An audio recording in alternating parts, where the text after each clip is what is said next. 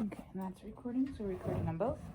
So first things first, I'm gonna go over, this is actually gonna be straight from the text, so we wanna have corresponding page numbers, right? That way you guys can go back through, read everything that you're gonna be tested on, okay?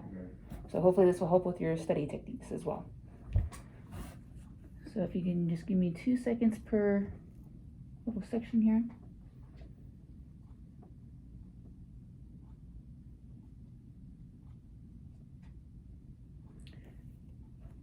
Okay, so moving over to the CPR and AED.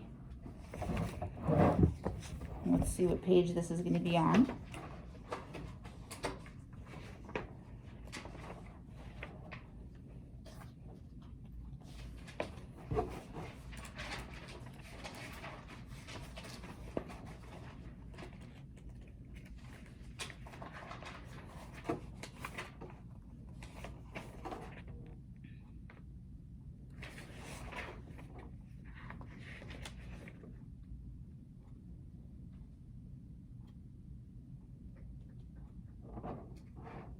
And if you guys at home, Adriana, you can let us know if you find the page number faster. Andrew, the same, please.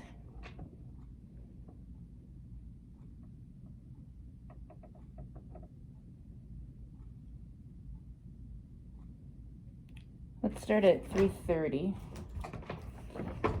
3:30.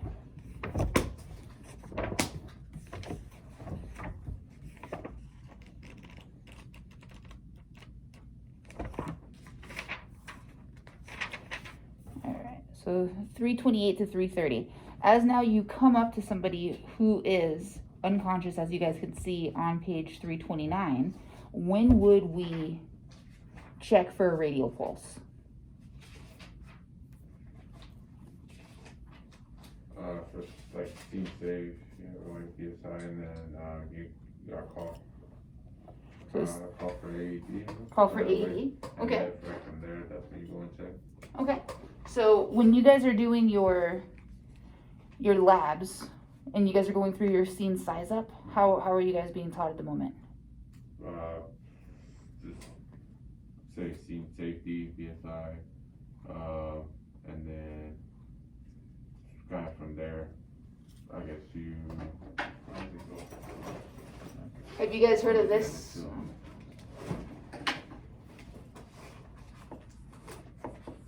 Have you guys heard of this mnemonic at all? Yeah?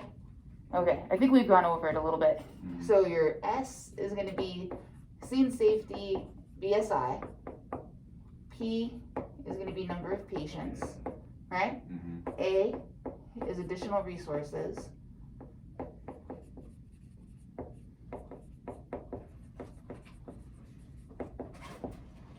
M is going to be MOI, which is going to be trauma, right?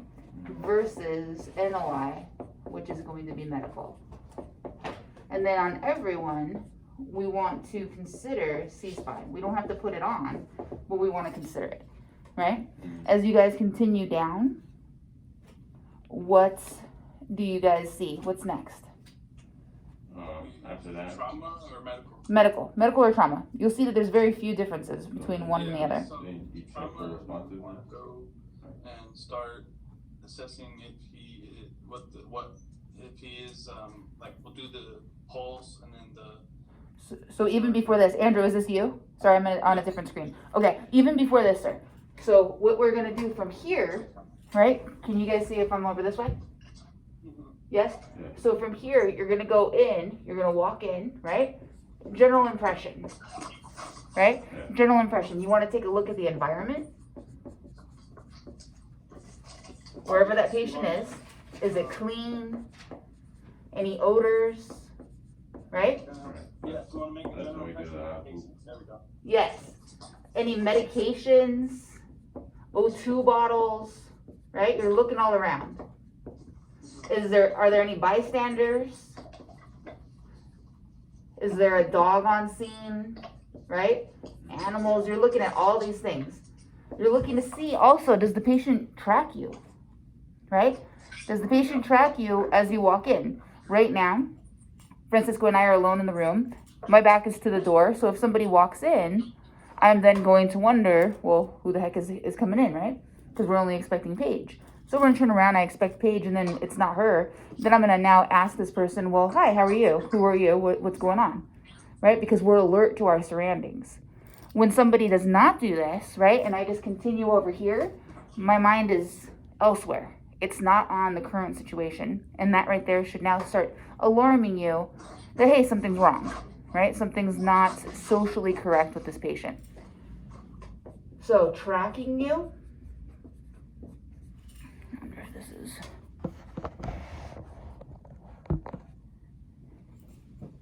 Does the person track you? Their position? Right? So if I am, hopefully you guys can see me here. If I'm sitting in this position here, right? And I'm, what are you gonna assume? Short of breath, right? Hard time breathing, right? Even before you start talking to me, right? And that person, more than likely when we're close to passing out because now we're working so hard to breathe, we're probably not gonna, right? Because that throws us off. The only thing that we are concentrating on at this point is breathing, right? Our next breath, that's it. So there's a lot to consider just with general impression, right? As now you're coming through here, I like to put this in a cloud.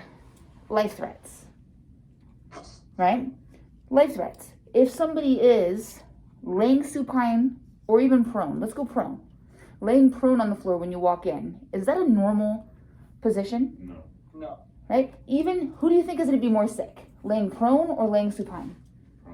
Prone, right? If you guys can imagine slipping and falling at the Bellagio, right? You're downstairs in the hotel registration area. You slipped, you fell, you went flat on your stomach, right? Even let's say you have a broken arm. What is the first thing that you're gonna do? You're gonna have to want to put them in supine position. No, you fell. Oh, if I did, if I fell, I still want to flip around. You want to flip around, right? Yeah. You're embarrassed. Oh my God, who saw? Right? Adriana, Andrew, do you guys agree? Yes. Right? I'll be honest, this was years ago, gosh. I was racing a coworker down 2 flights of stairs at one of the old casinos that is no longer. But we just went to the buffet.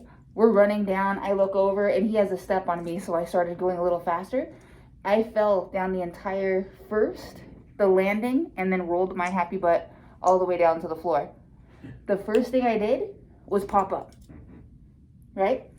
Pop up. And I had some good injuries, right? It was solid. But I was up, security came over to me, are you okay? Oh, yeah, I'm fine. And then I asked my friend to go to the bathroom with me so we can take a look at what happened, right? So taking that into consideration, where now how you're perceived by your peers, right? People don't want to be in a prone position, right? That's embarrassing, I guess. So you walk into somebody's home and now they're in prone position. What are you guys gonna do? You gotta turn around first. Yeah. Flip them, right? How are you guys gonna flip them? Somebody grab them by the heads to put them in neutral inline position with the spine. Are you guys able to hear Francisco? Yeah. Yeah? Can you come closer a little bit? I don't know how good my... So neutral position with the spine. Mm-hmm. And then with your partner, you'll help them. Somebody's got to keep holding the head, Mm-hmm. and on the head's count, I forgot what it's called. I think it's barrel roll. Log. Log roll. Yep. Yeah. And then we're gonna log roll them. Perfect. Around. Log roll them, and then once now this person is log rolled and you have your C-spine precautions intact, what are you gonna do? Check for responsiveness. And He did not he didn't respond. Okay, so then that's when you check for their pulse or their breathing. So now we're looking over at page 329 for you guys on YouTube. 329 is showing either a peripheral pulse or a core pulse. Which one would you guys go for? Go for a core, for a carotid, right? If now this guy does not have a carotid pulse, what do you think is going on? Going through Cardiac arrest, right? He's in cardiac arrest, and that's why he didn't flip. You start compressions, right? Immediately. correct? And then as now you're doing compressions, this is now going to be 30 to 2, right, for your ratio. What are you now going to have your partner do? AED, look for AED. Go get that AED, and let's move on from there. Does this make sense to you guys? Call for ALS. And hopefully ALS is coming at this point, but all depending on where you guys are working, right? Let's say you guys are working at a concert, Right. right? And you guys are the only people on scene. You guys then have to radio in, Right. right? So that's a life threat, obviously. Right. Yeah. Right? No pulse, life threat. We have to now fix this life threat before we move on. As now we're going through here, you'll have your A&O times 4, so your person, place, time, and event. If this person's in cardiac arrest, obviously you're not going to have any answers, Right. right? But if they're able to talk to you, now you're distinguishing, hey, is this person alert and oriented to just person, or are they completely aware of everything that's happened, right? For GCS, how many of you guys feel good with this? You guys have now had a couple of questions in terms of your quiz and tests and Cerigo going over GCS. And you guys at home, Yeah. how do you guys feel? GCS. I feel good about that. You feel good about that? Why does this go out? Do you guys know how to take the timer off of my computer if I'm not touching it? Timer. Yeah, it's going black. That one's a hard one. What kind of computer do you have? A Mac? No, I Come on over here. Give me 2 seconds. Francis is gonna come over here and see if he can. Which timer though? I don't know. It just goes black and then I have to re-log in.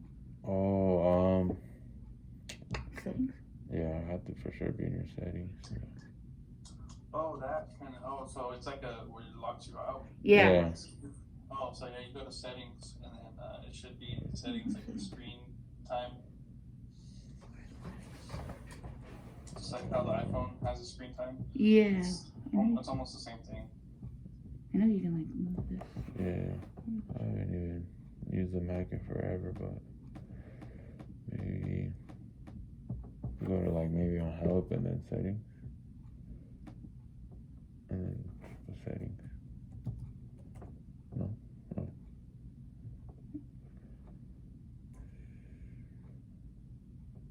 Sorry guys, it'll just be easier if this stays on, regardless of how Launchpad. There we go. Okay. System. I had a question too, cause our Moving. my lab teacher Yeah. Cameron, Saison. he left 2 weeks ago and he had to get surgery and then you're supposed to get a new one. I don't know if we got the new lab teacher yet or not. Ooh, that's a good question. I have no idea. There you Because they go. said it was gonna be someone. No one has showed up for No one. Open space there. Yeah, it's one of those two, I'm sure. Yeah. Oh, okay. Yeah, because I couldn't go last week because I had to go to my doctor's. I'm going today. Oh, this is just the. Yeah. Okay, copy.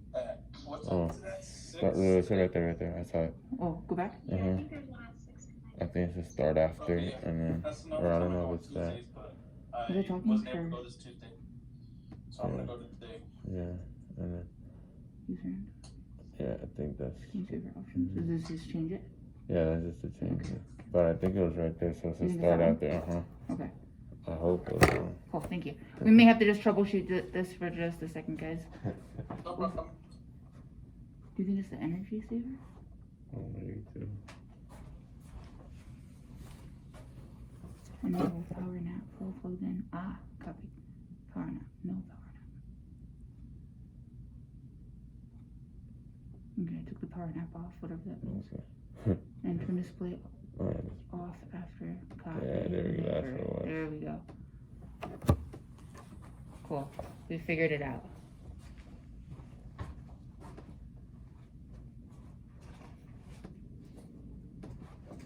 Cool. Alright, so going into the GCS, guys, if you guys can think of an extra value meal, right? You guys have so many things to learn, right, and to try to comprehend at this point.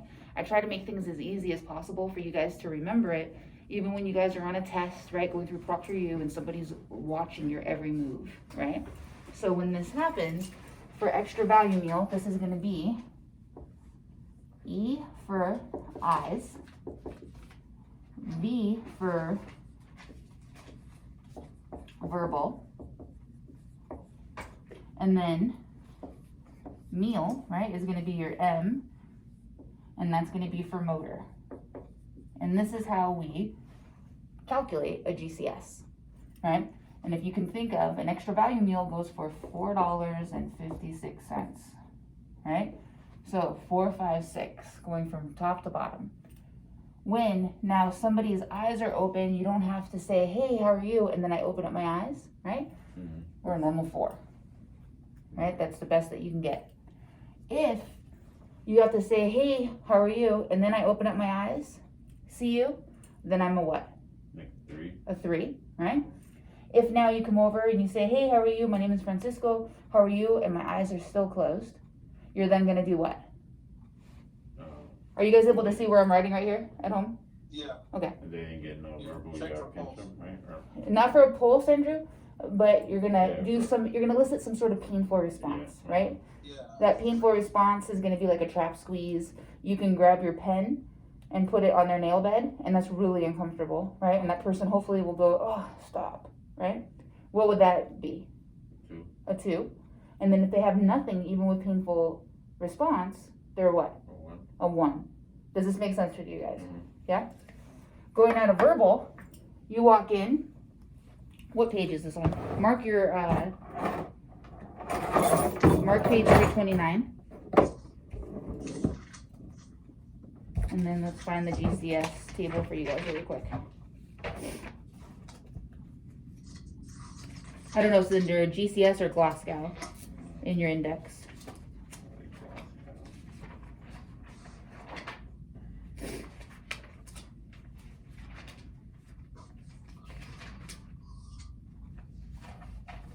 All right, let's go to 364, guys.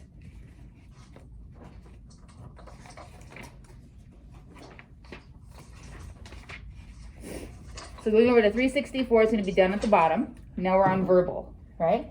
Somebody walks in, they say, hi, my name is Francisco, right? And I say, hey, Francisco, how are you? My name's Kristen. Did you need something? Right? Mhm. That is a normal communication, right? Typically, it's socially correct, right? It's polite that if somebody says their name, you then Address them. introduce yourself, right? And you address them by name. Mhm. If now Francisco, you're now a ghost man, right? Coming over to me and pre-COVID, right? Comes over, hi, my name is Francisco, and extends his hand, Mhm. right? That would be very rude of me to be with it and to just be like, Right. right? Right. So, social correct thing to do is, oh, hi, Francisco, my name's Kristen, right? Were you told to come in here for a study session? Oh, perfect, nice to meet you. Go ahead and take a seat on the couch, right? What would that get you? 5. A 5, right? For verbal. Right. What if now Ghost Man Francisco comes in, says, hi, my name is Francisco, and what is now the next one down? Verbal, confused conversation, so they're Confused, right? And I say, oh, hi, Francisco. And Francisco says, well, yeah, hi, what's your name?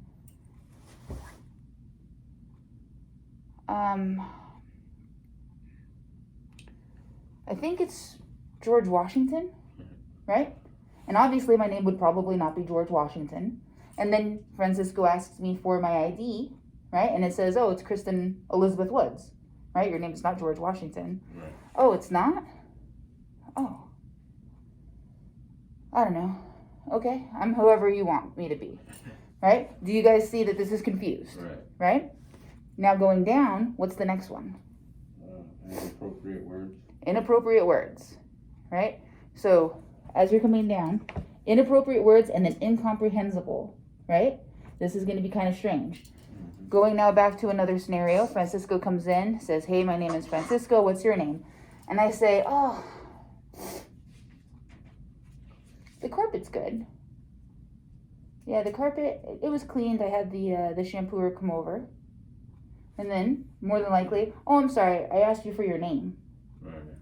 Yeah, the carpet. The carpet, sir. Right? Do you guys see that you're not giving a pronoun, right? You're not giving a name. You're now giving something that makes absolutely no sense. Right. The person's still talking, right? Not slurring words, anything like that. But it does not answer your question correctly at all. Now going into the next one, which is now incomprehensible, right? Comes in, hey, my name is Francisco. Oh.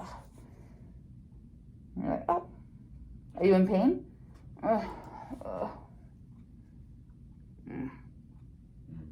Right? You're not answering the question at all. Right. It's just the sound. What would you guys then think, especially if I'm standing up? That you're not mentally there in pain. I'm not mentally there. I might be in pain. How about you guys at home? What do you guys think?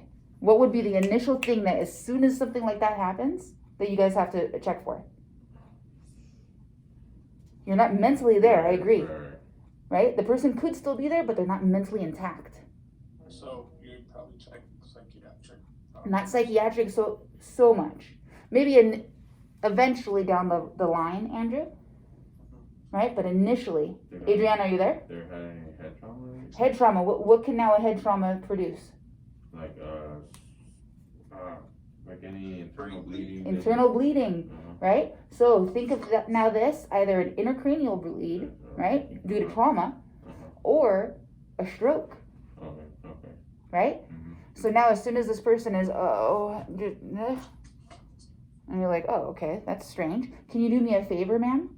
Can you lift up your hands, palms up, right? Drop down your mask, show me your teeth, right? Close your eyes, keep them down, right? And I'm like this, I'm standing, right? But now I can't follow this command, and this is now going to be a positive what? What is that scale?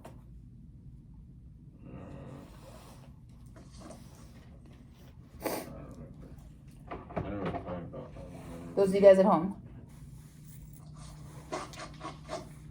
If somebody is having a stroke, what is that scale that we look for?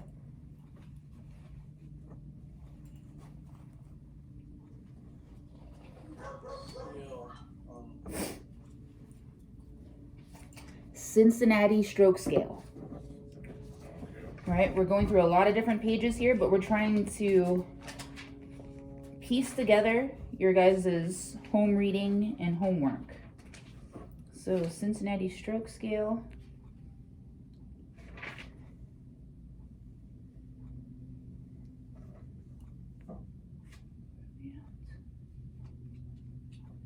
Is going to be over on page 691.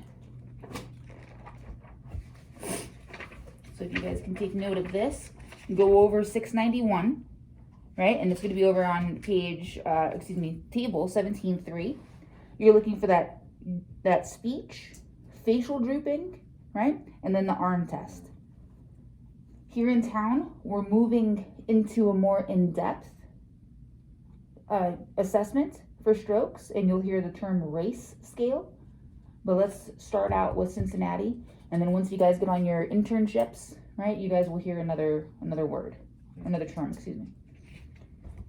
As soon as this person says, and I can't lift my right arm, and I have right facial drooping, what should you guys immediately do to me?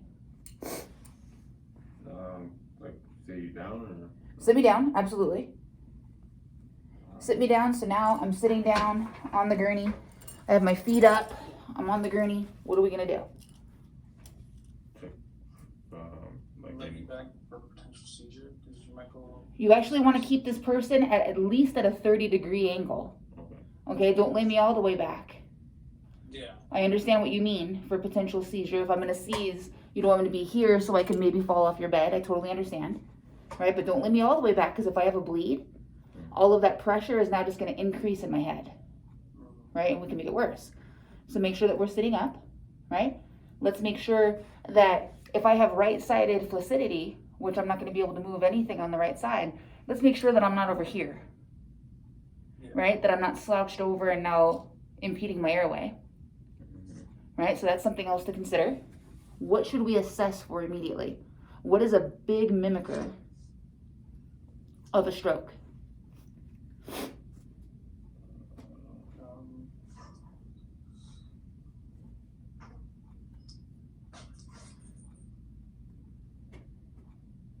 Sure. Sugar. Okay.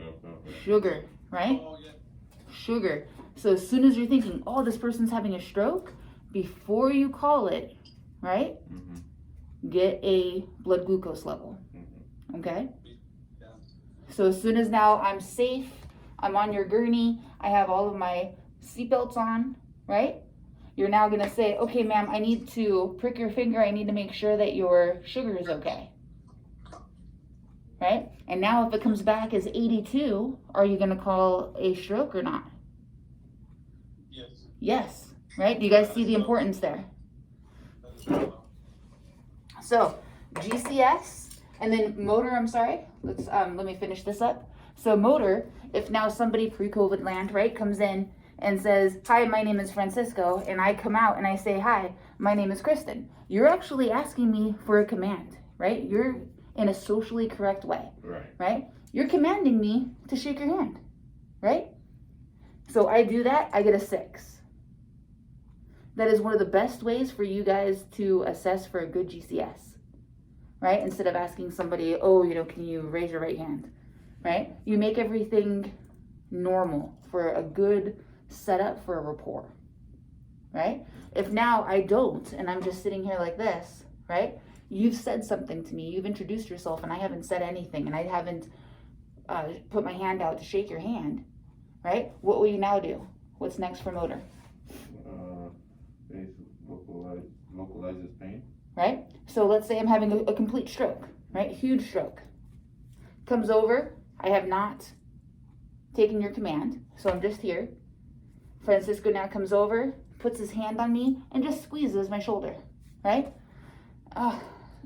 Don't touch me. What is that? Pain. But is it localizing or not? Yeah, because. Yeah, I'm moving what you just touched, right?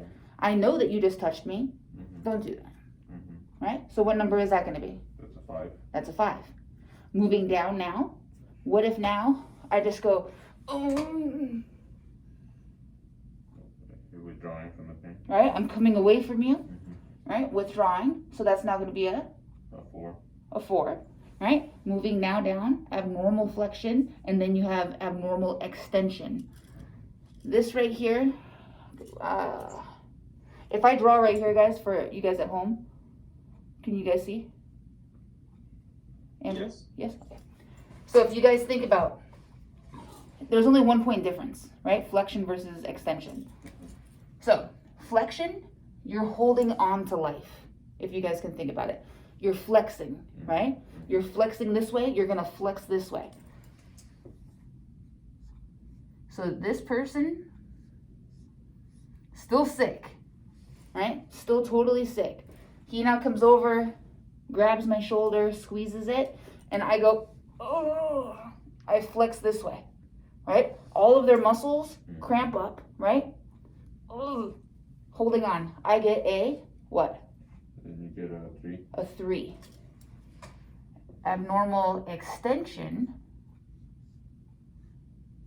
is going to be like this. Even our toes will do this, right?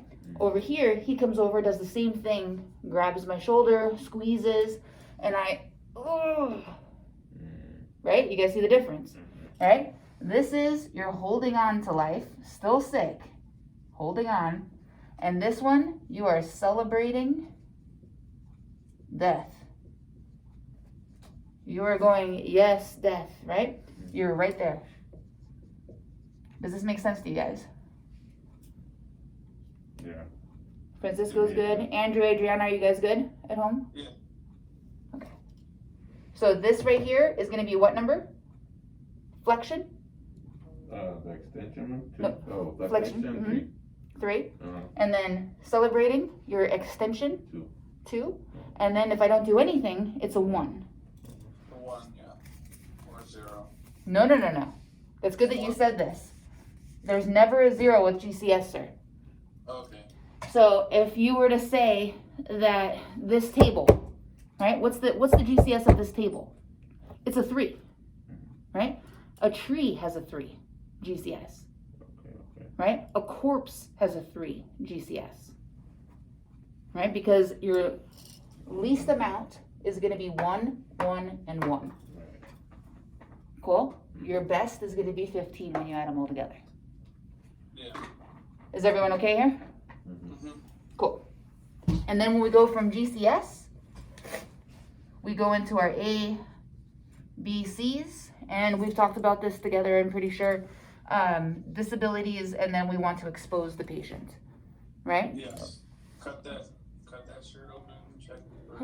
And we don't want to, so let's say I'm complaining of shortness of breath, right? I'm that person that we were talking about in the beginning, Andrew, and I'm, right? You're not gonna wanna come over to me and cut my shirt, right? That would be inappropriate, right? Yeah. But you come over and you, of course, would introduce yourself. You're now figuring out my A&O status, my GCS. You have to know if there's a life threat, Right.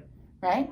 So you then come over, hi ma'am, I needed to just take a look at your chest, right? Do you mind if I either pick your shirt up or if I can just peek in, right? Because you're looking for a rash, right? Urticaria.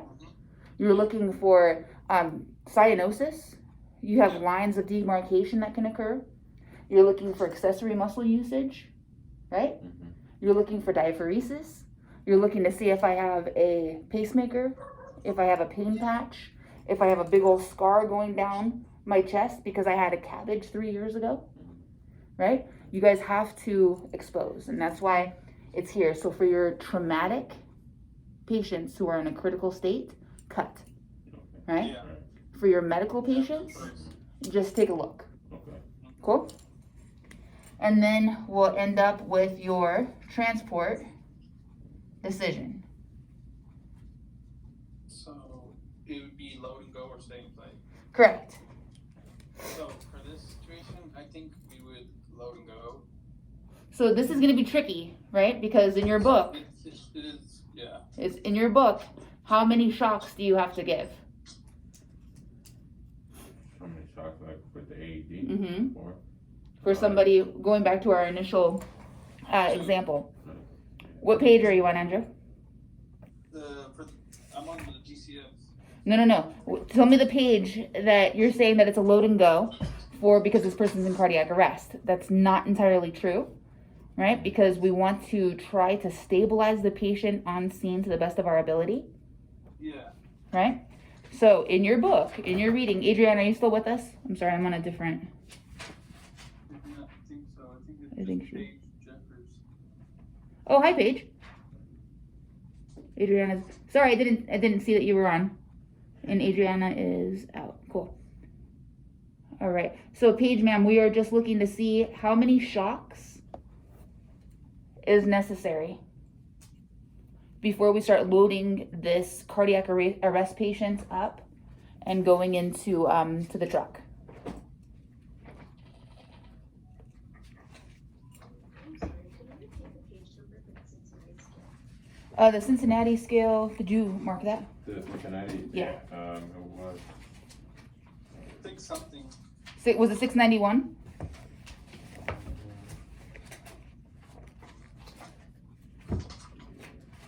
Yes, 691 page.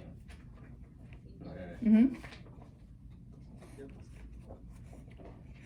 And now we're looking to see.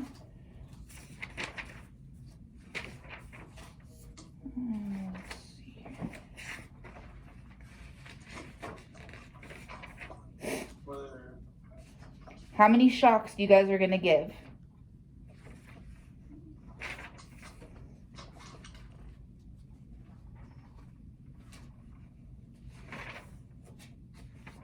priority patient care, 335. 335?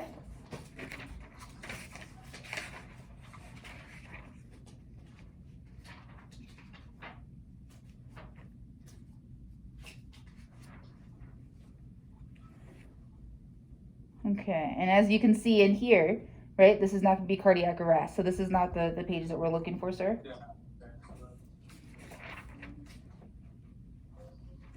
what page is that? Do you guys remember reading this? Are you guys keeping up on your reading?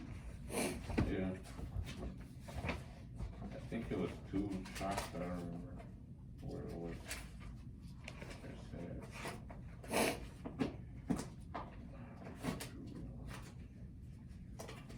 So Andrew, like I said, I do understand why you say that this is a critical patient, but there are going to be times that we actually leave the deceased patient on scene.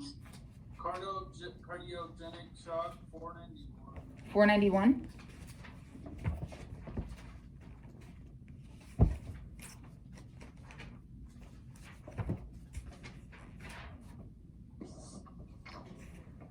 Yeah, this is going.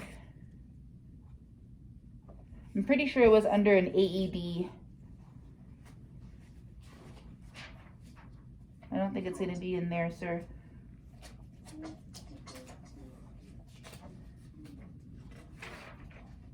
There's a couple of pages for automated. And it would be in the BLS resuscitation. Yes, yes. That's chapter 13. That's That's for on. AED situations. What was that? That's for AED situations. Maybe. That's on AED, searching children. But this is how you guys should be going over the study guides that I give you, right? Asking each other questions, and then you guys go back and forth thinking, oh, okay, well, I thought I remember reading that we have to have so many shocks, right? So let's see here.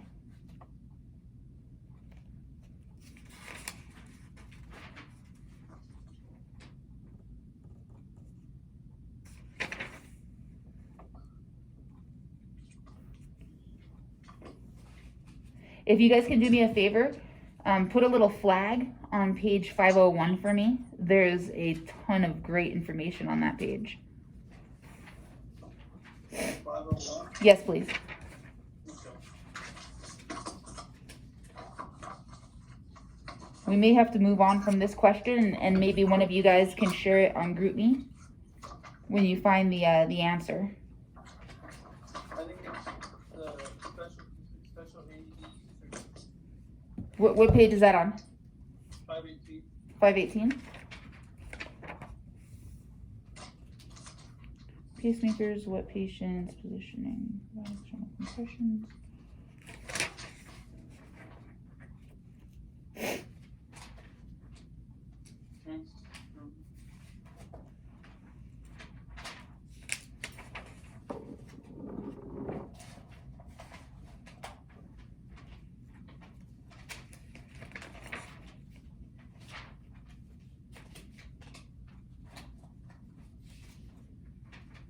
It is in this chapter. Chapter 5. Chapter 13, isn't it? No, chapter 5. It's going to be in, or excuse me, chapter 13, section 5. Thank you. It is going to be in here.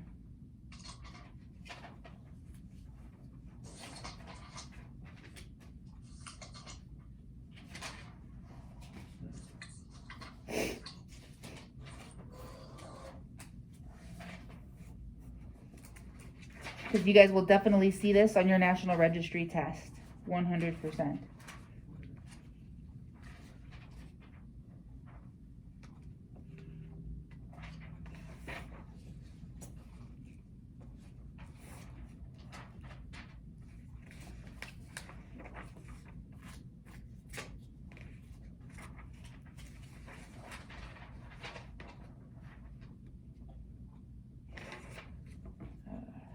We may have to move on, but if one of you guys can go back through here to see which page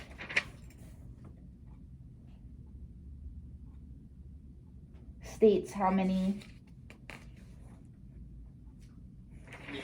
How many defibrillations. Cardiac arrest management AED labs right now this week and last week. Yes, and your lab instructor is not going to know what page number it is on either. Right, so you guys have to go back through here and see, because to answer your question, Andrew, this would not be a load and go, right? This is going to be a stay and play. Stay and play and Try to stabilize. stabilize the person, yeah. Mm-hmm. And per our local, three defibrillations. And I would like for you guys to find it here to mark the page. That's if the patient doesn't regain consciousness. Exactly. But if the patient regains consciousness with one Then shot, you go. Correct. you go. Exactly. Yes, sir. And I'll look through here as well. Chapter 13.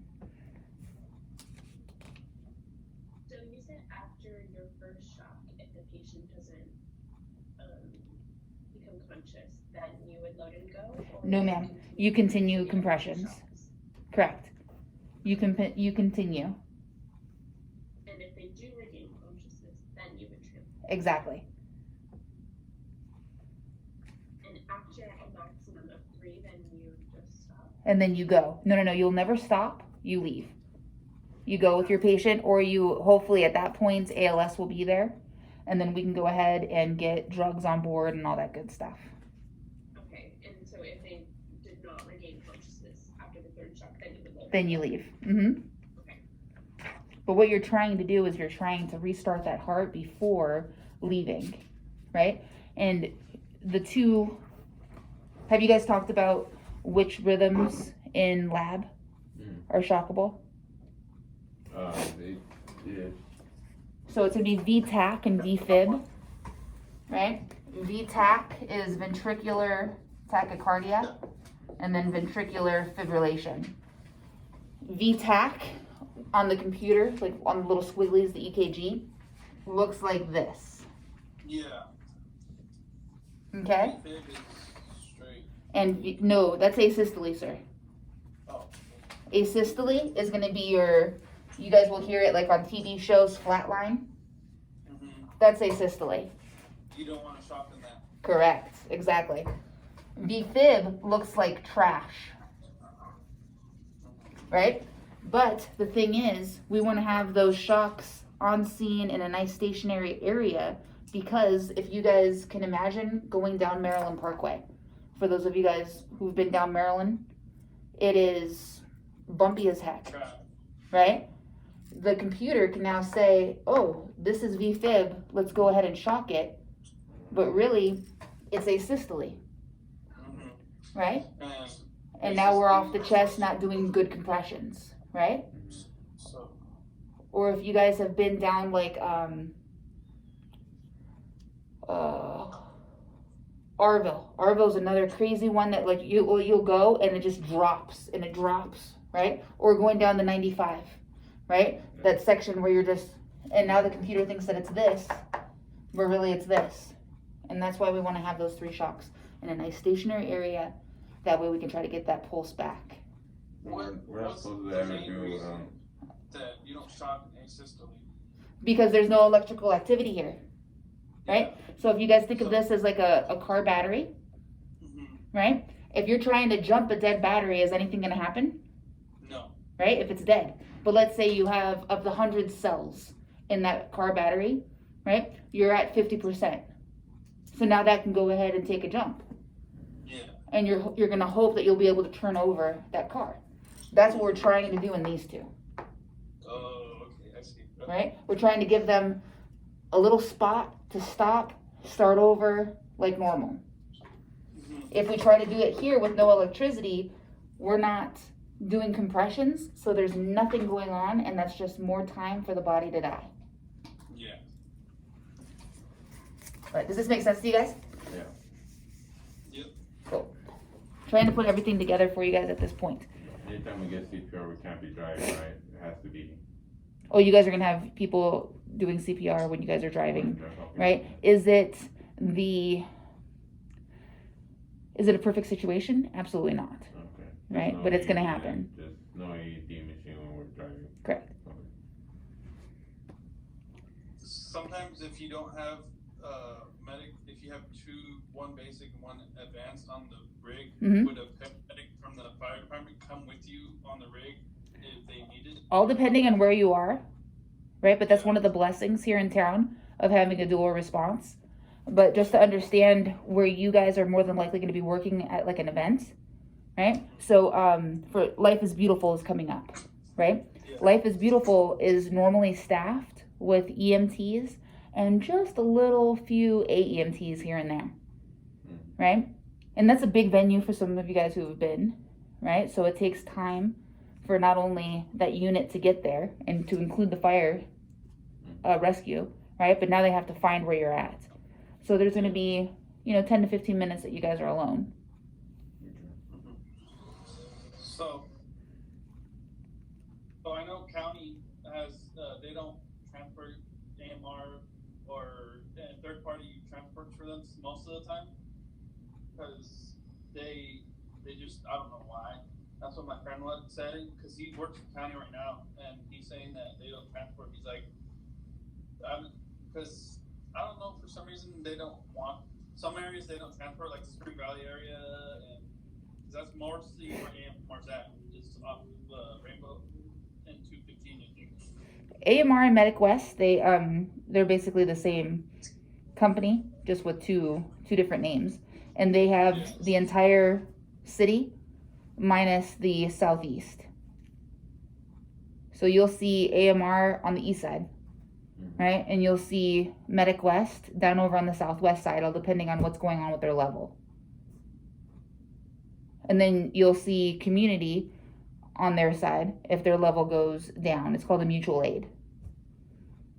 But in terms of county, they typically will only transport their own. So if they have another firefighter who's now requiring transport, or their family. Yeah. And how far does Mercy Air go? All over. Like all over the place. But Oh, like, do they go outside? Do they go to the Cramen everywhere? Oh yes. Oh yeah. Mercy, we go out to California, Arizona, Utah. Oh, you guys transport from hospital to hospital? No, No. not from scene calls. Oh, okay. That's crazy. That's cool. That's. But you only go in like when there's big weather and not like inclement weather and stuff. Correct. And typically in town, Vegas, the weather is pretty decent. Yeah. So are we all okay from, this is going to be your scene size up, right, to your primary. Are we all okay here? Yeah. Yes. One thing I do want to just touch on, this is the way I like to teach when I do labs. Additional resources, I want you guys to be confident, right, as to when you're going to ask for additional resources. So with this said, if your notes come in that there is a complaint of chest pain, shortness of breath, or altered mental status, and the altered mental status can be anything from a headache, right, to weakness. No, not psychiatric, sir. Okay. Just altered. Mental status. Okay. Yes. So weakness, headache, dizziness, nausea, vomiting, right? These are all altered. That's not the normal state of the patient. I want you guys to call for ALS here. So this all equals ALS. And as soon as you see this, and now you're gaining your general impression, you're now approaching the patient, either you or you're going to delegate to your partner to get a blood glucose level and a Cincinnati stroke scale. Yeah. Right from the very beginning. Mm-hmm. So just based on your notes, as soon as you guys get to that patient's side, they're altered, you're going to get these two, and that way you're fast, right? Because if they are having an MI, a myocardial infarction with chest pain, they need ALS, because we need to have them on the monitor, get IV access, get some meds. Mm-hmm. If they're short of breath, that can now rob the brain of oxygen, right? As well as the heart, and that can cause issues. And then altered mental status, we have to make sure that that sugar is decent, and if they're having a stroke, they have to get to the hospital quickly. Yes. Cool? So hopefully this helps you a little bit. more.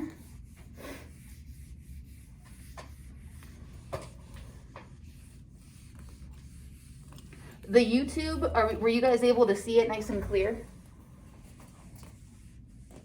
Yes. Okay. Moving on here, what does the somatic nervous system do? Somatic nervous system. You guys should all be flipping over to your index looking for somatic.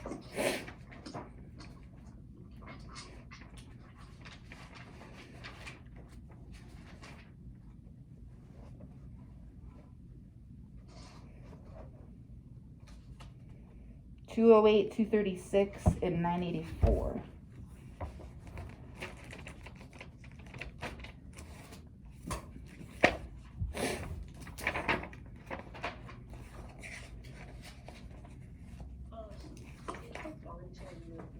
Voluntary movement, right? So if you're now thinking of voluntary movement, what muscles do the somatic nervous system control? Motor nerves and sensory nerves. Motor, sensory, I guess, to a certain, is this you? Yeah. Okay. Sorry, I'm in a different window and I can't see. So somatic is going to cover skeletal muscles. Oops. This right here is now going to be somatic. So if this is someone's arm here, right? Skeletal muscles, this is now coming from the somatic nervous system.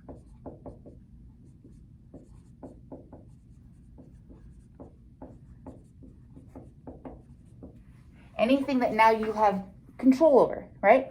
Oh, I want to put this marker down on the table, right? That is now somatic. If now you're thinking of cardiac, does somatic do anything with the cardiac muscle? No. No, right? And how about your smooth muscles? Does your somatic nervous system do anything with that? No.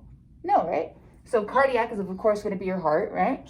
And then your smooth muscles, let's go ahead and say that you just had a really big lunch and you're uncomfortably full now, right? We've all been there. You're actually a little tired, but now you have to sit in class, right? You have a 3-hour class, 3-hour lecture, back to back. So now you're in class for the next 6 hours. What do you want to do with that big old lunch? Digest it. Digest it, right? Digest it, make some room maybe for some coffee, right? Maybe a Monster, right? Red Bull. But now you're so full you can't even, it makes you nauseous to even think that you're going to put anything else in your mouth, right? Do you think that you can will yourself to digest that huge meal? No. No. Right? Because now that's going to come from an involuntary section. We cannot control our smooth muscles. Does this make sense to you guys? Yeah. Yes. Everyone's good? That's parasympathetic, right? Parasympathetic. Correct. Right? You're parasympathetic and you're sympathetic. Parasympathetic is going to be your rest and digest. Yes. Right? Rest and digest. So now you're going to sit there in the first lecture that's 3 hours long, right? And now you're going to digest that huge meal. But you can't do anything about it. You're just going to let your parasympathetic nervous system take over. Everyone's okay with this? Yes. What is the autonomic nervous system control?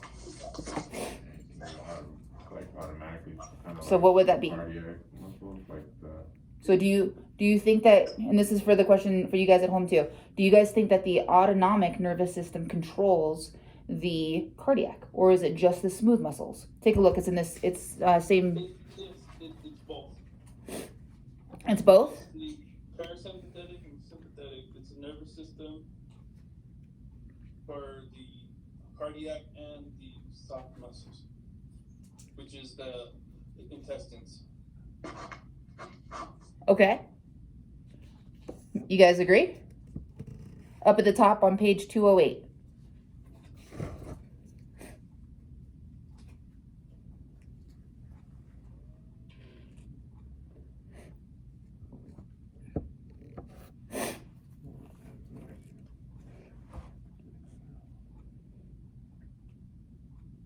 Okay, so they would be smooth for sure. Smooth for sure, right? So now smooth is going to be your autonomic nervous system. And then who takes care of your cardiac? Are we saying autonomic as well? Yes. Yeah. As well, Yeah. right? These guys are going to be autonomic. Anything that we're able to now have a thought process power over is going to be your somatic. Cool. If now we're thinking of your CNS moving now down, same page, right? Your brain, this is going to have, hello man, you may need to go, I think, go into this room here, this one. You should use this chair. I don't got it. You just use, Oh, chair. yeah. I got so scared when I walked in. I saw that. Oh, Oh my God. person just chilling. Hold on 1 second, guys. Oh, yeah, okay. You can just use that one. Thank you. This one right here, right? Yes, thank you. And it just hold it over the little black thing.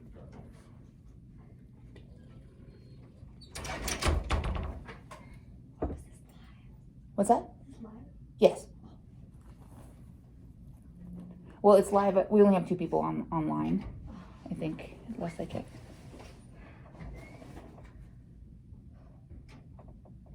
Oh, Frank. Hi, Frank. How are you? I thought you were coming in today, sir. Are you just going to go online? Thank you. Yeah, my car wasn't starting. Oh, I'm sorry to hear that.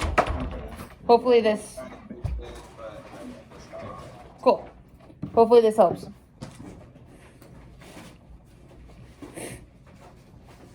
Miss Woods, unfortunately, I have to go because I have to go do some things. Okay? But I'm recording this. Yeah, I'll watch the recording. No, you're good. I will see you guys later. Okay. And when you go through the recording, Andrew, if you have any questions, just hit me up via text or whatever. Okay, Okay? thank you. All right. Have a good day. You too, bye-bye. All right. So now that I can just include you guys, now we just have Frank and Paige. If you guys can let me know if somebody else pops on so I can say hello to them, I'd appreciate it. All right. So going over, we're on page 208 now, if you have your book. Going through now the CNS. Our brain is going to be divided into a couple of different portions. Your cerebrum.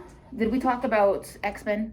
Yeah. I'm pretty sure that we did, right? Yeah. X-Men being cerebro, Uh-huh. right? Cerebro, the center of higher learning, right? And that, if you guys can see here, your cerebrum is going to be your personality, right? What makes us us.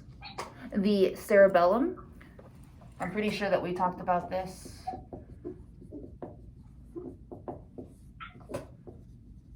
Right? These 2 L's, Balance.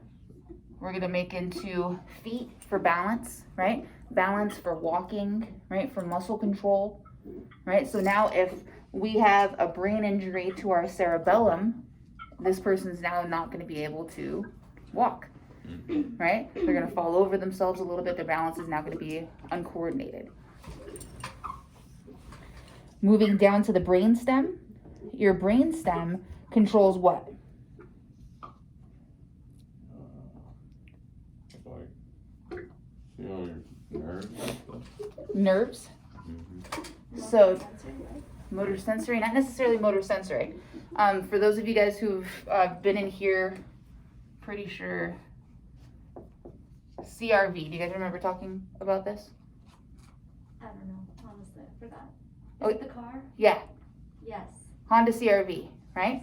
A Honda CRV, Honda, all you have to do is just make sure that there's gas in it. So long as there was oil in it once, right? You're fine, For the most part. right? For the most part, right? Being a little bit exaggerated, but you can just do absolutely no maintenance on it and it's going to start up for you and it's going to go, right? For the respiration. So, yes. So the CRV, This is now going to still be, yes, in the brain, but this is now going to be towards your brainstem, right? That CRV lives in, if you guys can think of like this little garage, right? This little garage is going to be at the brainstem. And that brainstem is going to be MP. What does MP stand for? Looking on page 209.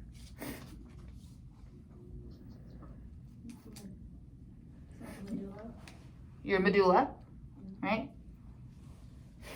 We'll go M squared. Medulla, midbrain, pons, right? So now this garage opens up to allow now this CRV to come on in here. And that's where it stays. The C in CRV is cardiac. The R is respiratory. And then the V is vessel control. Right? That CRV fits right into this garage in the brainstem. And that brainstem, we're going to go ahead and call it the M squared P. Right? The midbrain, the medulla, and the pons. Right? That function is now to control the CRV, cardiac, respiratory, and vessel control. So now if our blood pressure drops, right, our midbrain is now going to say, oh, let's go ahead and constrict, right, to now increase our blood pressure. For those of you guys at home, does this make sense to you?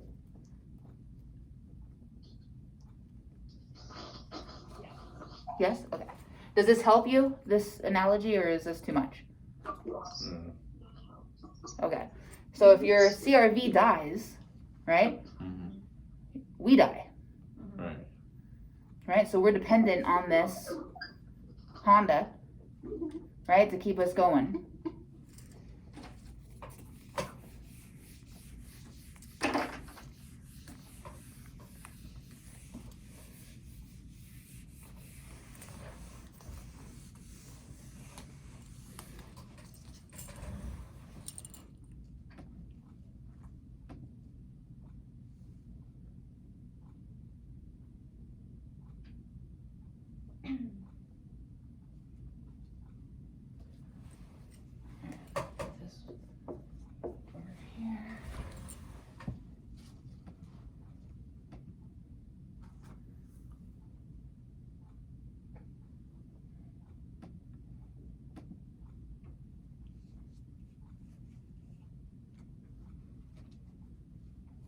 We did talk about PID and the other two things that we posted on YouTube, correct?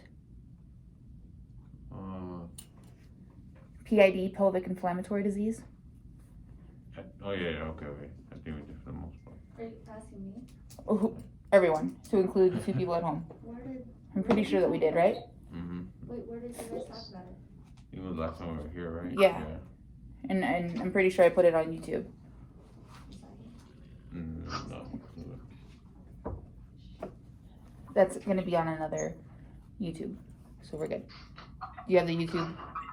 Oh, I didn't know it was on YouTube. Oh, I will put you on YouTube.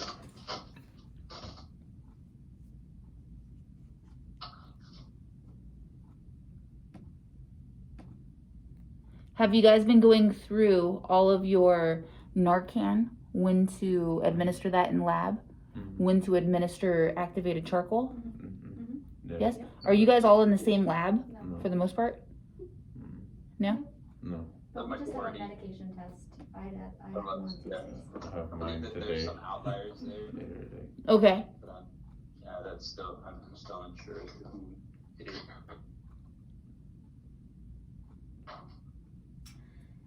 Hologenic. Is that? Did I say that? We'll right? talk about it. Okay. Oh my god. Yes, we'll talk about that.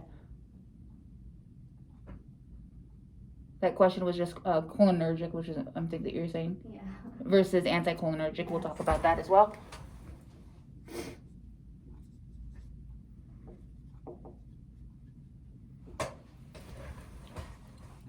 All right. Why do we defibrillate somebody now that we've talked about AEDs a little bit.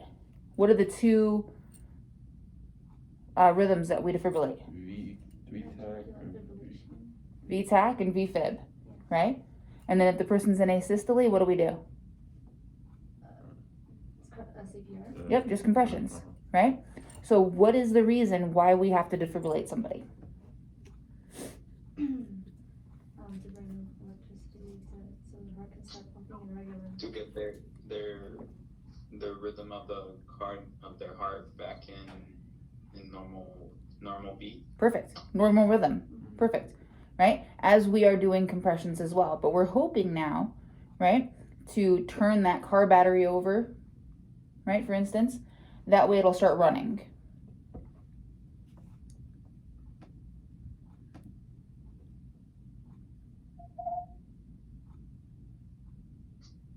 All right. You guys have quite a few medications to go over on this next.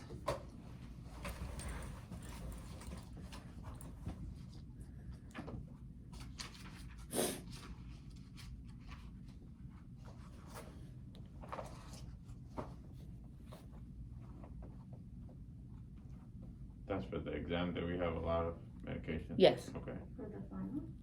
No, this next one. Next week, I think, is exam 3. Oh, there's a lot of medications in there? Yeah. Okay. When we breathe in, guys, when we inhale, how much oxygen are we inhaling? 100%? No. No. I don't know if you guys can hear that at home, but the guess was 100%. No, I said 21%. Oh, 21%. That is a yes. Okay.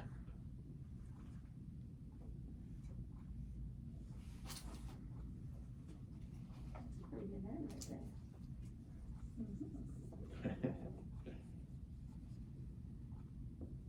We'll give him a little mullet right here. Good to go. Nice. All right. So now when this guy is inhaling, what type of pressure is now happening on the inside of the thoracic cavity? When we inhale, It's expanding. negative. Pressure. Inhale, because AIN, negative. Yep, inhaled is going to be negative, right? And now when we push out, let's see if the green works. Right? That is going to be a positive. Does it help you if we have these little arrows? Right? When the air comes in, it's pushing down in, that's a negative pressure. When we're pushing out, when we're exhaling, that is now going to be pushing out with an upward with a positive, right?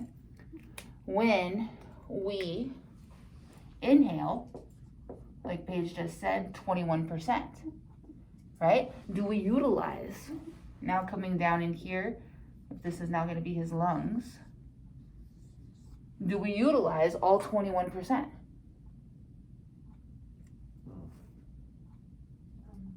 How about you guys at home?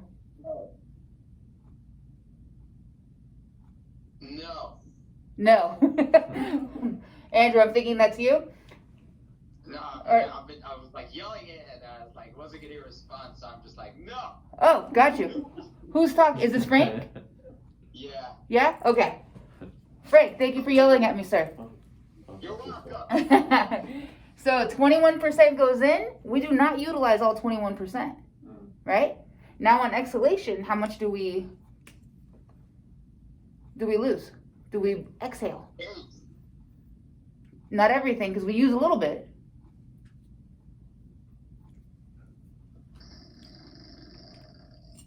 15. Did you just growl at me? No, it was like a, I don't know, like a, Oh, got you. It sounded like a growl on this side. Okay. it's a frustration. A frustration, got you. So it was a growl. Let's be honest. There we go. We exhale 17%, right? We only utilize 4% of what we breathe in, right? That's it. And this is why mouth to mouth works, right? Mouth to mouth, when you're doing compressions, right? You're not just giving them carbon dioxide. Make sense? All right. So now let's go ahead and think of now this person's brain in here. For us to be stimulated in our little CRV, do you guys remember we talked this about a normal breather? This should have been in the respiratory chapter. Do you guys remember those old carnival games that you had to take the sledgehammer, Mm-hmm. right? And then up here you're a stud, right? And down here you're a weakling, Yeah. right? If you guys could imagine that same type of game. I'm sorry? Is he talking? I don't think it was T. I think it was like on the side. Hey, Frank, if you're not talking to us, can you do me a favor and just put yourself on mute? Are you good? Okay. So if you guys can think of this game that's going on in CRV, right? We now have to hit this threshold up here of CO2, right? In order for us now to be stimulated to exhale. That is a normal, healthy person. That's how we're all wired, right? Normal, healthy person. COPDers are upside down, right? COPDers are now this way, right? So their stud is going to be here, right? And their weakling is going to be up here. The thing is, this is not going to be CO2 related. This is going to be O2. These guys normally have low O2, right? You get to a COPDer and they're more than likely going to have like 2 or 3 liters via nasal cannula at home. You ask them, hey, what's normal for you in terms of an SpO2? Oh, 89%. Oh, with your supplemental oxygen? Yeah, absolutely. Right? And you're like, oh, that's weird, because you should at least be at 94. But that's why it's important to always ask what's normal for them. Mm. So if now we take this game, right, with your COPDer, you're gonna flip it.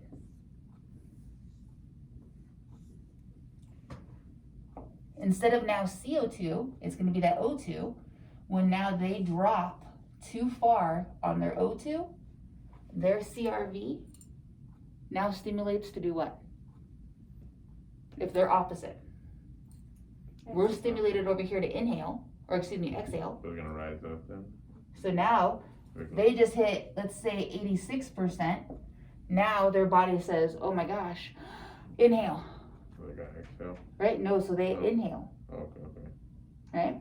These are your COPDers, right? When the oxygen drops too low, Okay. they're now stimulated to inhale. They're completely opposite of us. A non-COPDer,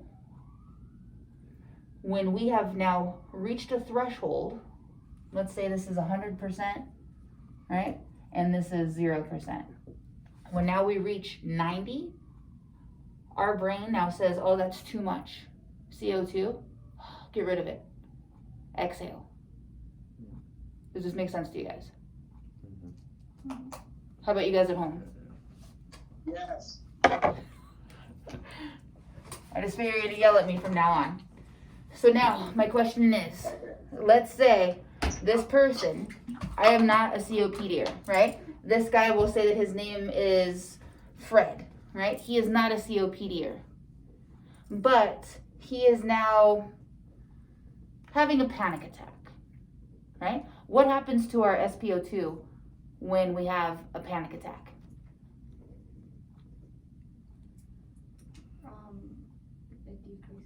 It decreases, right? Because now we're breathing at what? Are we breathing faster or slower? Faster. Way faster, right? Way faster. If he's now breathing at 36 times a minute because he's having an anxiety attack, 36 respirations, right? Do you think that he's having any sort of diffusion occur out here? No. No, it's going too quick, right? Just as soon as that oxygen gets to the capillary beds, He's already exhaling, right? So his SpO2 may now be at like 92%, right? What are you gonna do with him? Oxygen, right? You can start off like, let's say 2 or 4 liters via nasal cannula, right? To get him up to 94 and above, right? You can titrate up. Okay, Fred, you're not feeling good at 4. I'm gonna go ahead and get you to 6. And just in case you're not gonna feel better then, I'm gonna have a mask, right? I'm gonna go ahead and get that mask out. That way we're prepared, right? But I want you to start feeling better. As now this person is breathing at 36 times a minute, we understand what's happening with the oxygen, right? Correct? Yes. What's happening now with every exhalation? What are we losing? CO2. Yeah. Yes. Right? So now the CO2 is being, I'm gonna put it in green, is now being blown off. Right? Your CO2 is now out here. What is now the patient's CRV now thinking? If now we're on a low CO2, now we're only hitting here. Do you think the CRV is now upset? Yeah. Absolutely. Right? So this is almost like there's no gas, if you guys can think of it this way. Right? So now you don't have enough gas to allow for your CRV to continue moving. If that's the case, what do you guys think that he's gonna feel like? Lightheaded. If they have not enough. If he doesn't have enough CO2, he doesn't have enough gas, what do you guys think? Gonna be weak. He's gonna be weak, right? What else? He's gonna feel short of breath. So lightheaded, right? Lightheaded, absolutely. Have you guys ever had a panic attack? Yes? How do your hands feel? Like air. I can't even describe like air. Like air? Almost like numb. Like numb. Yeah. Yeah. Yeah. Right? Have you guys ever like been sitting Indian style too long and then you get up? Yeah. And then Tingly. what's that? Tingly. Like pins and needles. Yes, right? That's how this person's gonna feel because they don't have enough gas, right? They're blowing off all their gas and now their CRV is basically puttering, right? And that's how they feel. So when this happens, what are you guys gonna do? You're gonna put them on oxygen like you said, right? Just calm them down. You know, Try to calm them down, try to coach them. Paige, what are you saying? The other Can you Paige. use a non-rebreather mask? You could, especially if they're cool, pale, diaphoretic, right?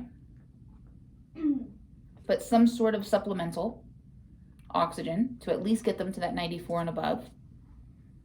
You'd coach them, right? And you transport them to the hospital, right? Because it's not our job. We cannot diagnose somebody with a panic attack or with anxiety, right? That is not our job. And that's actually not even something that can be easily diagnosed. That actually has to have a psychiatrist, a therapist, right? Along with counseling sessions and all that good stuff to say, hey, that this is actual anxiety. Because can you guys imagine if, let's say, you guys are having an asthma attack, do you not think that you're going to feel anxious? Yeah. Absolutely, right? You guys can't get your air out. It's an air trapping disease, so you can't get it out. And now you're, oh my God, right? You're going to start to feel anxious, right? What if now you guys are having appendicitis and your appendix just ruptured and now you have 10 out of 10 lower right quadrant pain? Right? You don't want to take a complete breath in, right? Because now you're trying to guard, right? Do you not think that that's going to increase your anxiety as well? Yeah. So that's why it's not our job. So everyone who is complaining of shortness of breath should be placed on oxygen. You should start trying to coach them if you do feel that some sort of environmental thing changed, right? Social interaction, if they just got into a fight, or if this happens a lot with MVAs, right? Motor vehicle accidents, right? You're driving along, smack, Now you're, oh my God, I can't believe that happened. Oh my gosh. You have to calm those people down, right? Not necessarily calm, but coach. That's a better way Okay. to say it. Mine, when I had it, it was just stimulated by a stressful event. Yeah, that's typical. Yeah. Are we all on the same page, guys, at home?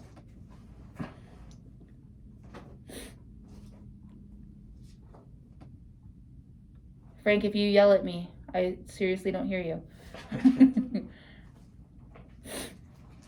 Yes.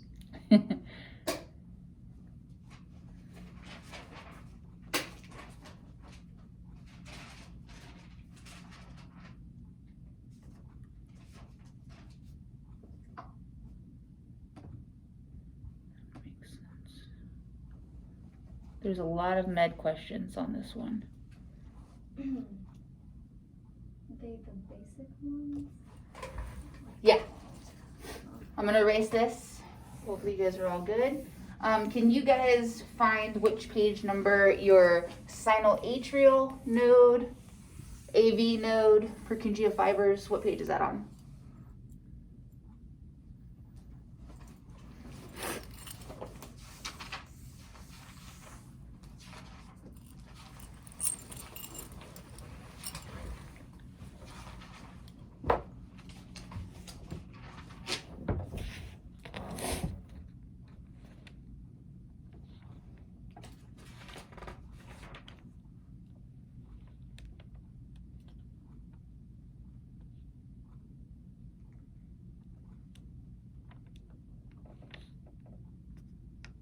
So like the atrial nose. Mm-hmm. Atrial ventricular. Okay.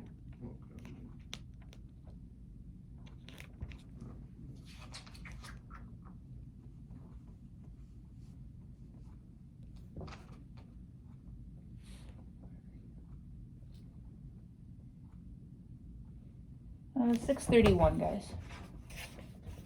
Looks like. Yes. For COPD, I know normal, oxygen SpO2 is low, but if they're having trouble breathing, how much, because you're not supposed to give them too much oxygen, right, because it could cause more respiratory distress? Correct. Can the people at home hear what Paige is saying?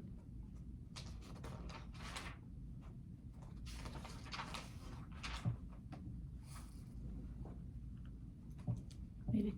The question here is, how much oxygen are you supposed to give a person with COPD when they're complaining of shortness of breath? Because, quote unquote, you're not supposed to give them too much.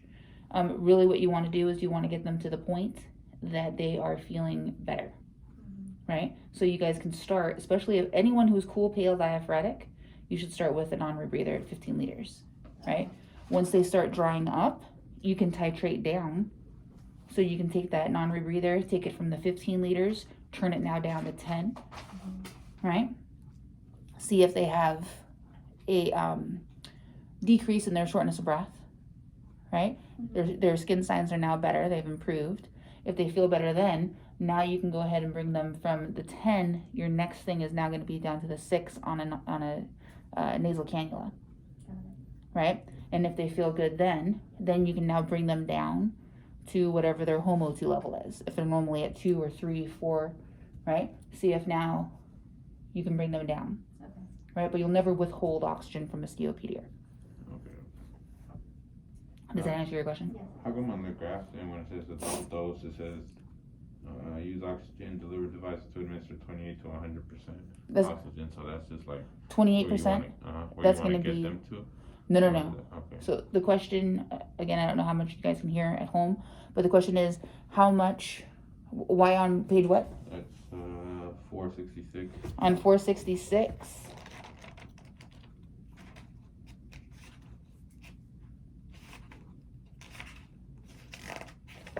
On 466, why does it say 28 to 100%? And Francisco, where are you looking? On the adult dose oxygen. Third. Adult dose, third down. Use oxygen delivery devices to administer 28% to 100% oxygen. So your 28 is going to be your nasal cannula, Oh, okay. right? So that's going to be the percentage, not the liters per minute, Okay. right? Alright. And then your 100% is going to be your non-rebreather or BVM, at 15 liters. Gotcha, okay, that makes sense. Make sense? Needed, but just wanted to thank you for holding this. Oh, you're welcome. And I'm gonna continue recording this, so you can just pick up and just let you know you're at 86 minutes. I don't know when you came in, but right now you're at 86 minutes. So if you just want to pick up at your convenience, Thank you so much. you're welcome. Take care. I wonder how long.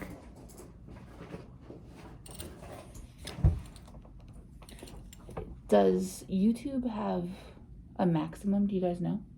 I don't think. Should I stop it I wouldn't think so. and then upload it?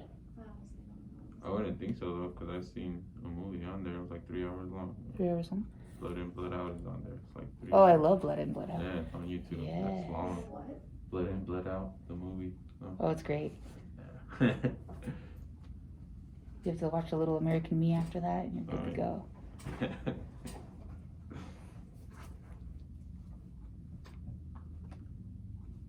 All right, so guys, now we're over on page 630, 631.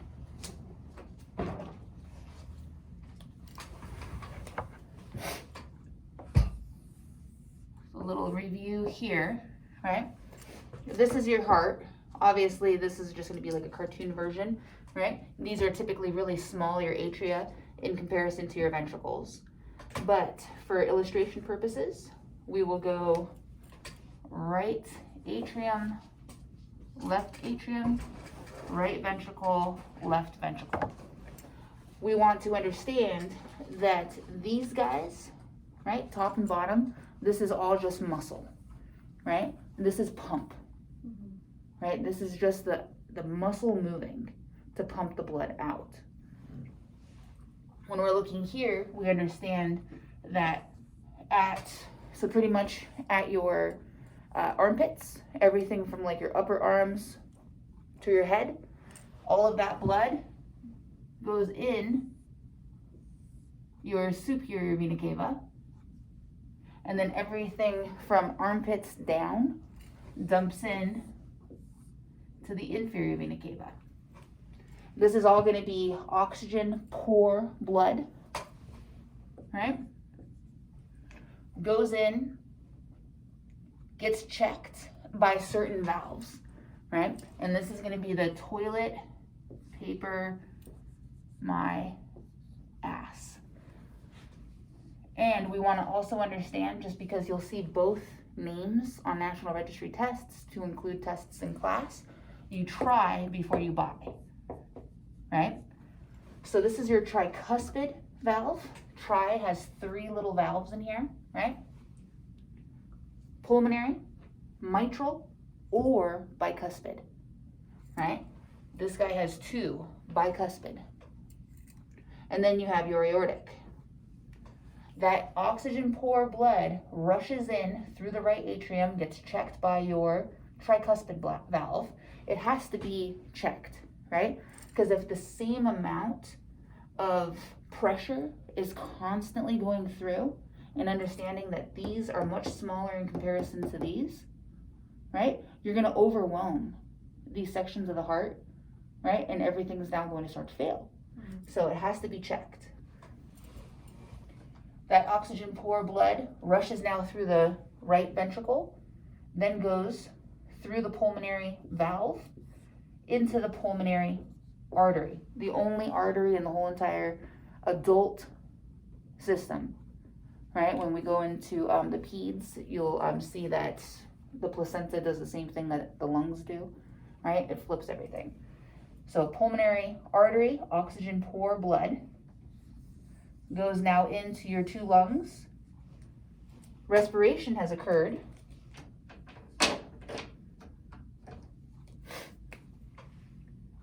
And with our diffusion, we're now picking up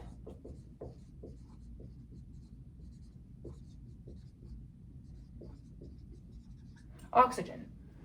Once now that diffusion has occurred at the alveolar sacs with those capillary beds, it now dumps out into the pulmonary vein, the only vein in the adult body, to now have oxygen rich blood. right? Dumps into the left atrium, gets checked by that mitral valve, also known as the bicuspid, goes into the huge left ventricle, gets checked by that aortic valve. So here we have plus O2. That aortic valve now goes into the ginormous aorta. That aorta, can everyone see? Goes into the arteries. If I go this way, are you guys okay to see at home?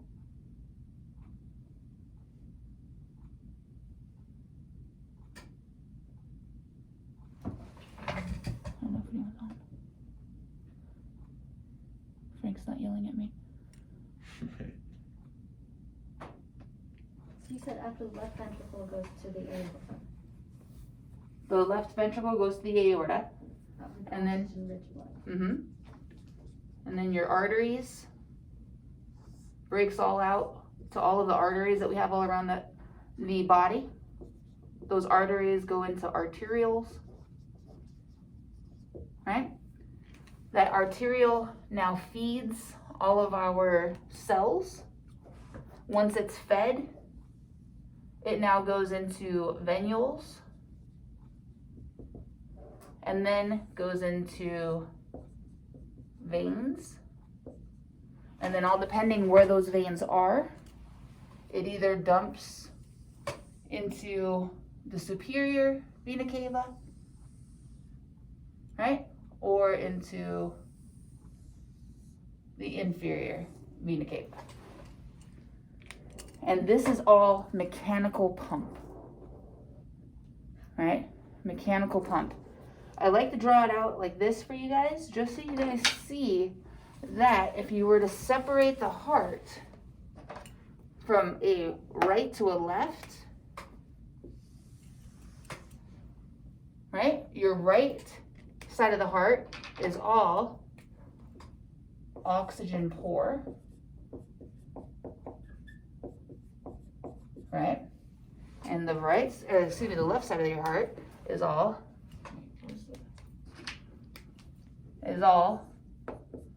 oxygen rich. The other thing to see here with this illustration is if you have now a backup on the right side of the heart, let's say this valve doesn't work correctly, let's say it's not opening as much as it should, where's that oxygen poor blood going to go? Into the body. Into the body, right? So think of right heart, R for rest of the body, right? R for R, right heart, rest of the body. This person's now going to have JBD, right? Pedal edema where their ankles are huge. That pedal edema can go all the way up to like their kneecaps, can go all the way up to their thighs, right? Can go up into their scrotum with men. Their scrotum is huge, right? Their belly gets ginormous, super distended, super rigid, right? And these patients now have to have these huge needles to go in and suck out that extra fluid. The fluid is it blood? It's portions of your blood, Okay. because now you have a backup.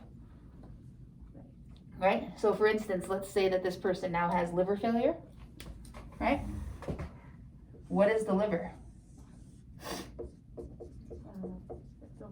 Filters. It filters every single little drop of blood, right? It filters every single little drop of blood. So if now this person has a bad liver, right? Do you think, let's say this person has liver cirrhosis, right? They're a chronic drinker. That cirrhosis now makes this liver almost like a lot of scar tissue, if you can think of it like that, right?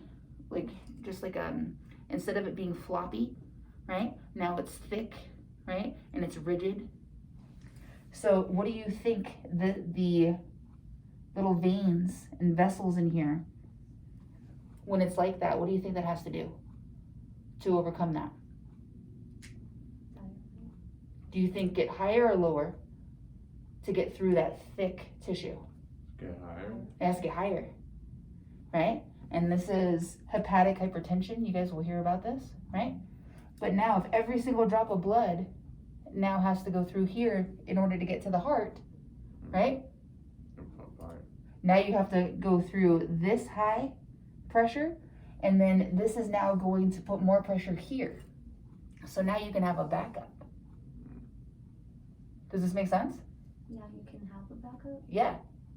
Right? Because he's not going to be able to keep up with this high pressure that he has. Does this make sense to you? Mm-hmm. Yeah, so it's gonna, like, since so much pressure going into the liver, or the liver is pressuring more out, that's not able to keep up with it. With the demand. Yeah. Right? Uh-huh. And so now, gosh, you now start to have a backup. Mm-hmm. Right? So now your patients with liver cirrhosis, right, can now have JVD, right? Can now have pedal edema, right? Their tummies are huge, right? And these guys, they have to get that fluid extracted, Okay. right? That's just because this pressure is so high, and we understand that this is, yes, a filter. It's filtering every drop of blood before it gets to the heart. These guys are best friends, right? But now he's not ready for that demand that the liver has. So now he starts to fall behind, Gotcha. right? So can the problem with the heart, that can affect the liver? Oh yeah, they're best friends. Yeah. If you want to think of like a matrimony made in heaven, Mm-hmm. right? These are them, Okay. right? With a failing liver, it's now going to put a lot of stress on the heart. And likewise. Does that mean that people who have heart problems also probably have liver problems? Not so much, right? Only because the blood's going this way, not this way. Okay. Cool? Mhm. Left side of the heart over here, if you guys can think, left for lungs, right? If now the left side of the heart has a going on failure, let's say, we'll just stick right here, right? Your mitral valve is now not strong enough, right? It's only opening up 80% of the time, right? You're now going to have a backup going into what? Lungs. To the lungs, right? So now this person over here is going to be rails, right? Now when they cough, right, they can have that pink frothy sputum because now they have a backup going into the lungs, and now they're trying to dry out. If you guys can imagine all of your little bronchioles in here, right? And then you have your alveolar sacs. When left-sided heart failure occurs, right, just due to gravity, typically the fluid is down at the bottom. And so now you're drenching these alveolar sacs down here, so they can't diffuse. So the person's gonna want to cough, right? Just an intrinsic, a natural way of trying to dry them out. Mm-hmm. And sometimes you'll have that bloody tinged sputum, right? It looks like a pink froth. Does it work at all? It does, but if you can imagine being, let's say, 70 and you've been a smoker your entire life, and right, you can't cough for a long period of time. It takes a lot of energy. Mm. So you'll see this, but that's going to be when you auscultate, you hear rails. Mm-hmm. Make sense, guys? Mhm. Cool. So this is just going to be the mechanical function. In order for this to happen, what must we have intact? In order for what to happen? In order for the mechanical function of the heart to occur, what must we have? Oxygen, sure. Oxygen, glucose, blood, absolutely. What is special in the heart? The electricity. The electricity, Mm-hmm. right? That's what we need. So, it's funny that you're talking about blood in, blood out, because I'm going to talk about SAS and cholos right now. Perfect. You're good to go, okay? So, if you can imagine, you now have almost like these two J's right here. Okay. And then those J's kind of branch out a little bit. right? Up here, you have your SA, right? And this is where my cholo comes from. SA is sinoatrial, right? Sinoatrial node. This SA right here, and again, I like to draw for you guys so you guys can relax and find something to go back in terms of, where can I draw? Let me just set my computer and my phone up.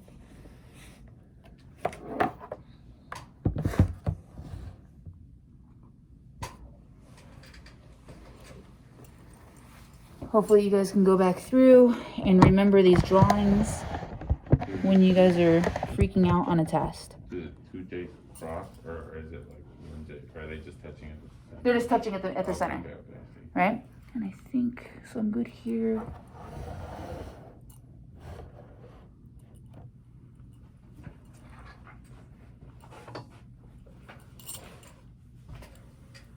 Can you guys do me a favor? Can you guys go on to the conference and just tell me if you can see?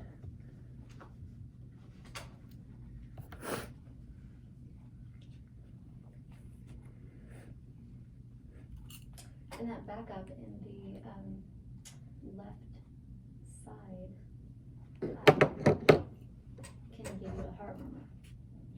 Going back into that, yes. Right. Okay. Mm-hmm. But not on the right side. It can still, It can. Okay. yes. It's like on the side. So my hand right here, does it Yeah. look okay? Yeah. Okay, cool. Just want to make sure that you guys are able to see, and then my YouTuber students. Okay. So, for those of you guys who maybe grew up in LA, like myself, maybe you guys know what cholos are, essays, right? I'm from Vegas and I know that. Uh, Yeah. It's different out here. It's different. So, Yeah. if we can go ahead and think of these little drawings right here.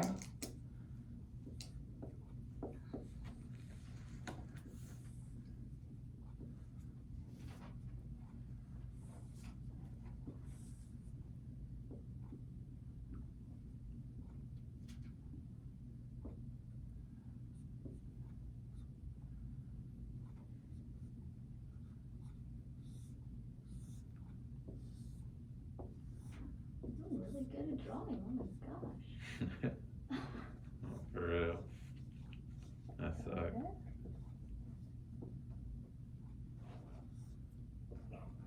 Nice. I'll put his little foot out here since he's, and then there's your Cortez right there.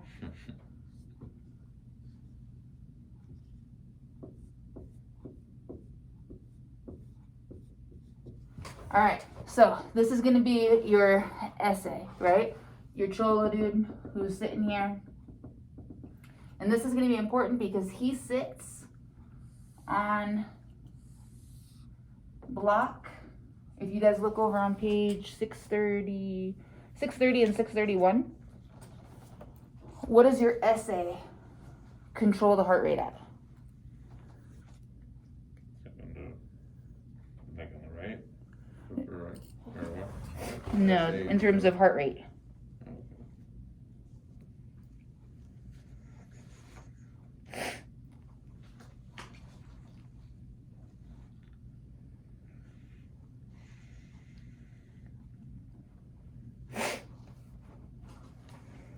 I see where it's at, but I don't see Okay. what it says. I will put some things on GroupMe for you guys.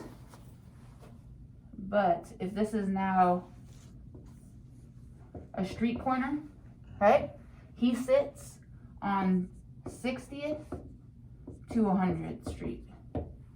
Okay? His whole thing is to make sure that that heart rate is between 60 and 100 Oh, beats that per is the minute. question. Okay. Oh, I'm sorry. I didn't No, you're fine.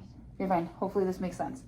But now when you guys have this question on a test, and you guys are like, okay, what is the sinoatrial, right? Just think of essay, right? That essay stands on 60th and 100th to make sure that his neighborhood is working correctly, right? If you have a good essay neighborhood, your heart's good to go, right? If now for whatever reason, let's say that, I don't know, he gets shot, right? Next in command is gonna be your AV node, right? Your AV node, he is not gonna be as powerful, right? So let me see if, hopefully we're good here. Your AV, he's gonna be younger, right? He slows things down in order for everyone else to understand. So now if you have this other little guy right here,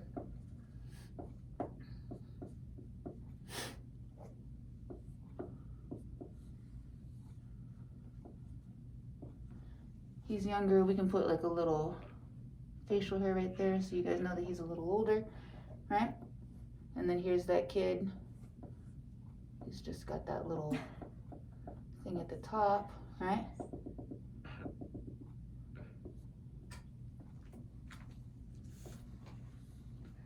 Just in his wife beater right here, feeling good.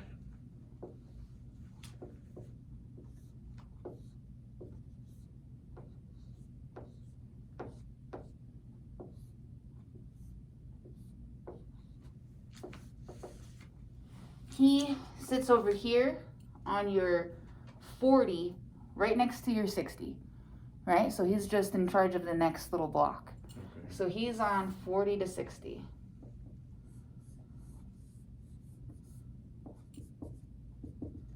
Still pretty close, right? Over to your SA. So this is your sinal atrial, and this guy is your AV node, right? He then will go out and have all of his little guys, right, go spread the word to the rest of the neighborhood, so the rest of the heart, right? And that neighborhood, if you guys can think, he now has to go down this road, right? The bundle of His, right? This is going to be that road. And then the neighborhood is going to be called Purkinje fiber, right? Purkinje fibers. Hopefully this little analogy will make sense in just a second when we come back over here. What's BOH? What's that? BOH, what's that? The what? Oh, bundle of His. He has to walk down, right? Him and all of his little homies have to walk down the bundle of His road. Mm-hmm. That way their whole neighborhood, Purkinje fiber, can work. Sorry to make this game related, but that's where my mind goes with SA. Say it again. Pronounce it a little bit. Purkinje fibers. Fibers. Yeah. Oh, you don't have your book.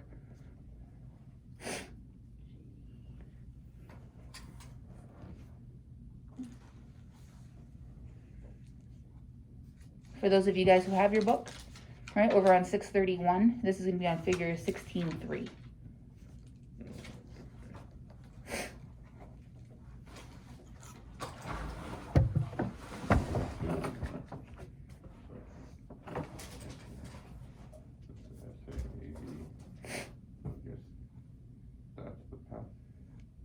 So that would be the path then? Yep, that's your SA. Your SA is going to be the green guy, Uh-huh. right? He gets the information to the blue guy, which is going to be your AV node, Okay. right? He has to slow down and understand, right? This little guy, he has to slow things down, understand what the SA is saying, right? Mhm. So he puts his information out between 60 and 100, Mm-hmm. right? That impulse, right? This is all electricity, Okay. right? Has to be slowed down so little AV understands what SA is saying, Uh-huh. right? So he slows it down between 40 and 60, and then he now makes the rest of the heart actually have that electrical impulse. The AV. Correct.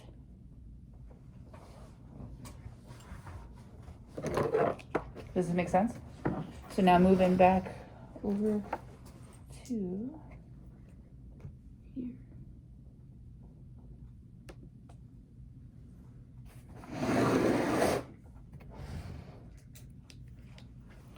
And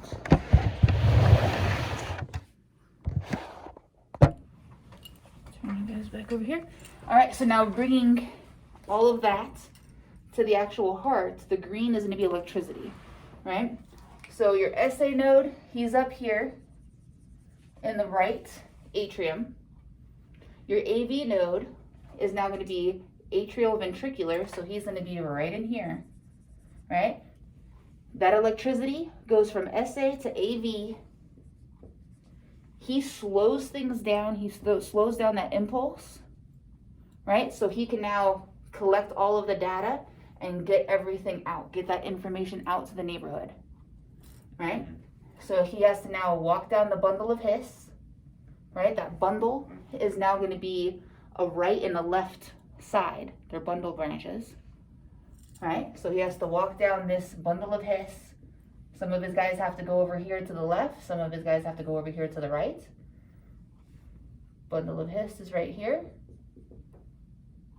And now that bundle of His goes down the right bundle, left bundle, and then into these little guys are the Purkinje fibers. Right? And all of these little Purkinje fibers we're pretending are like their neighborhood to now make that entire heart, and this goes on over here as well, that entire heart contract. Okay. So the Purkinje fibers are the ones that make it contract, or is the whole system? The whole system. Okay, gotcha. The whole That's system. Okay, I get you. So if you were to imagine if your SA is out, right? Let's say your SA gets shot, right? He now just died, not in a drive-by, but in a myocardial infarction, Gotcha. right? This person just had a heart attack and it killed this portion of the heart. Now everything is reliant on this little guy, right? Who's only used to controlling the 40th and 60th corner, Okay. right? So he can't go any higher, Right. right? So this person's heart rate is only going to be between 40 and 60, Okay. right? And he's not used to being in command. So he's not going to be able to have this person alive for a long period of time. Okay. So this person's not going to be able to compensate as much. So the SA is the information center. He's your main vato. Yeah. I mean, what? Vato. Oh, okay. Yeah. So hopefully this makes sense to you guys. Shock collar. Yes. Okay, I got you. Right, for those of you guys who are like, what the heck is she talking about? Please just call me or text me and I will figure out another analogy. But hopefully when you guys see SA on a test, you guys are like, oh, it's that weird little cholo gangster guy. And you'll remember what's going on. I remember that for sure. This is really the first time that I understood this at all. This is the first time? This is the first time. Perfect. Oh my god. You have to make things weird, right? Simone. For Simone, is it, right? You got it.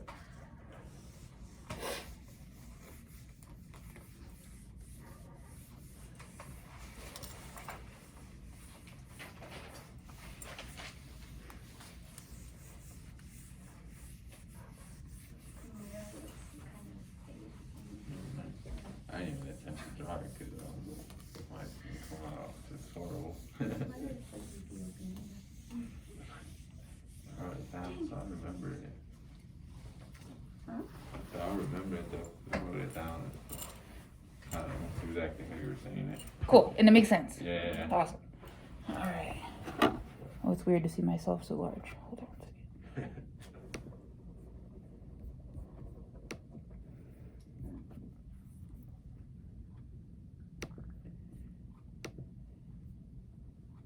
When you guys read this, how'd you guys feel?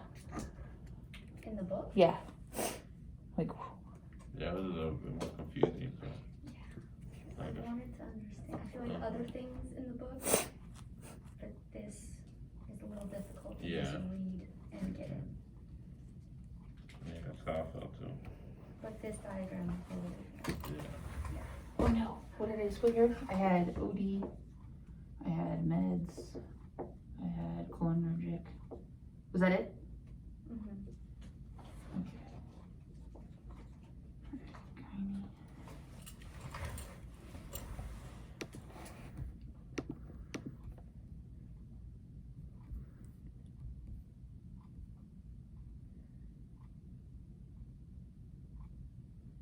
what is going to be your first step in any, whether it be medical or trauma, in terms of an assessment?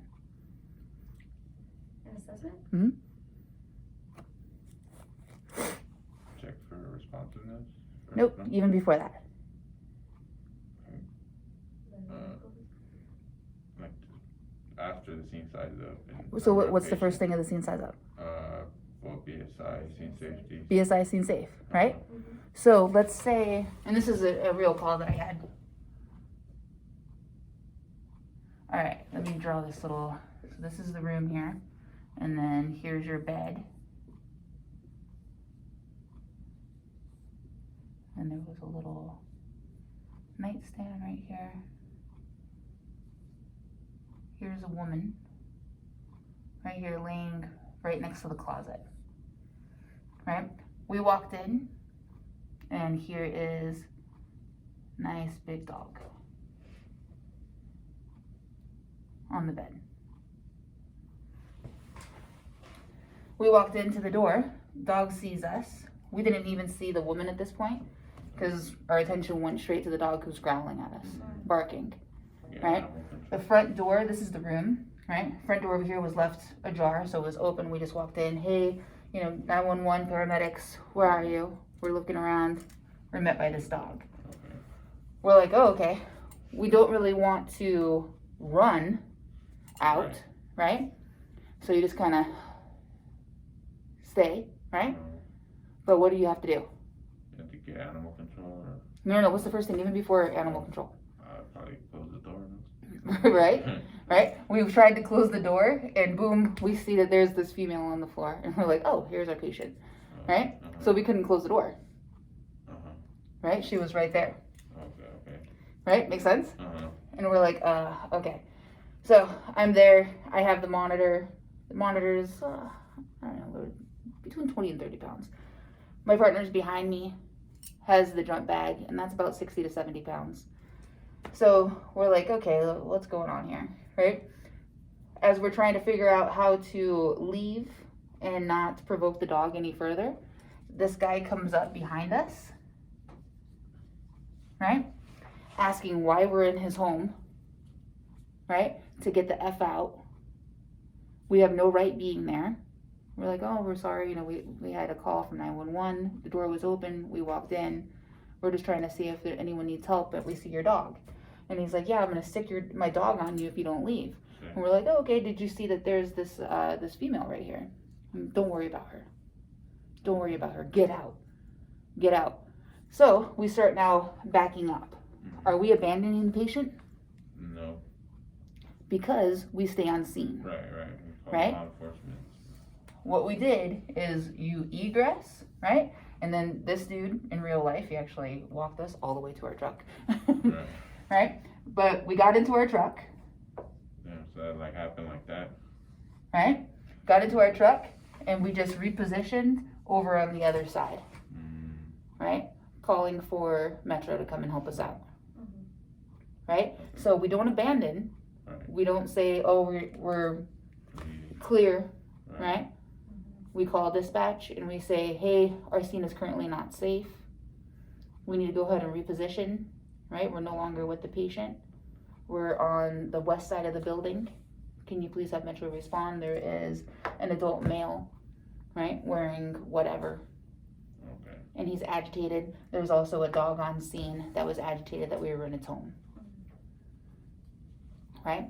Dispatch now calls everyone over. They have the scene secured. Then we go for that female. Does this make sense to you? So it doesn't matter what's happening, right? You guys can be safe all the way up to here, right? All the way up to here, and then you go into this room and you're like, oh, okay, what the heck is that, right? We need to leave, but we need to leave strategically, because if we now run, that's just gonna provoke the dog, right? And then you really have to control your scene here, because he's obviously in charge of this dog. You wanna keep him, his voice, his tone, right? You're now in control. It's verbal judo, right? You want to, okay, sir, no problem, we're out, right? Allowing this dog to now think that he's in control. Because as soon as he thinks that he's not in control, then it's on. Make sense? Yeah. Your adrenaline must have been high that day. What's that? Your adrenaline. must Oh, have it was been- fun. This is why people are in a truck and not in a hospital, right? Right. But doesn't matter what's happening, your scene has to be safe, Gotcha. right? And if you guys find that, oh, something's happening, right? I did feel safe, but now I don't, Alright. right? So another call, older lady, she was like in her 70s, laying in bed, just laying supine, pillows underneath her. She turns around and grabs something out from underneath her pillow. And I was like, oh honey, what are you reaching for? And it's a freaking huge revolver. Yeah, it was good. Yeah. Right? And I'm like, whoa, I now feel very unsafe. Like, can you please put that down? She's like, oh, I just don't want to leave it on my bed when I go to the hospital. I'm going to put it in the lockbox. Yeah. Right? And it's like, okay, I understand that, but I now feel unsafe. So while you're doing this, we're just going to step outside. Right? Mhm. And then once it's all secured, let me know. I'm going to help you out of your bed. Right? That's crazy. Things happen, right? But if you can imagine being an older woman living alone, it makes complete sense. Are you, I feel like I know the answer, but you're not allowed to have any knife or anything on you. No, we're all verbal, right? You de-escalate. Mm-hmm. That's some shit.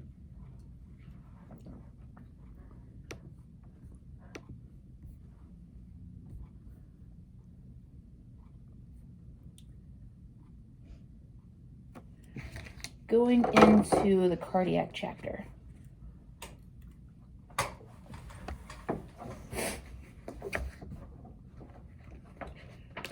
Which chapter was that? Yeah, 16. 16.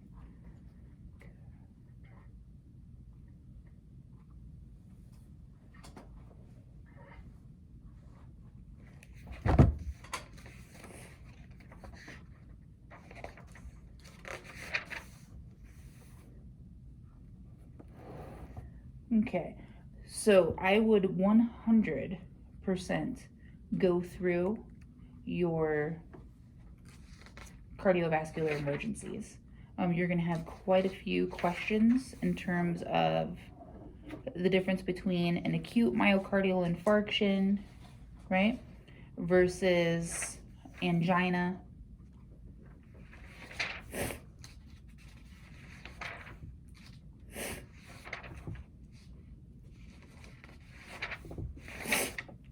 So just going over briefly,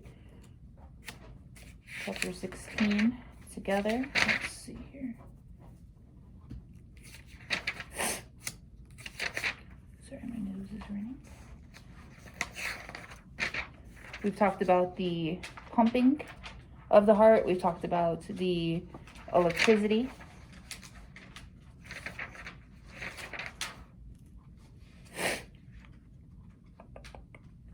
In terms of words, right, like vocab, when you guys see the term ischemia, I want you guys to think of starvation, right? So it's not getting enough oxygen. Once you guys see the word infarction, that means death. So let's say, here's your heart here, right? And then you have, what feeds the heart? Oxygen, True, but what vessels? blood. Wait, oh, what, Uh, pulmonary, the veins? What veins? Not pulmonary, because the pulmonary vein just takes oxygenated blood from the lungs to the left atrium. Pulmonary artery. The what?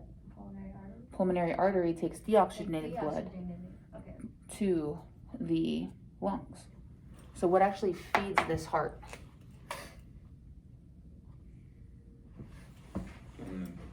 Vena cava? The vena cava. Vena cava is taking deoxygenated blood from all of the veins and then taking that deoxygenated blood and pumping it into the right atrium so it can be oxygenated. So that's not it either, sir. Aorta? Not the aorta. What's that? Nope. This is a good question. Who else is on? Okay, Frank, you're the only one. Okay. Represent. Represent, loud and proud, sir. So this black right here,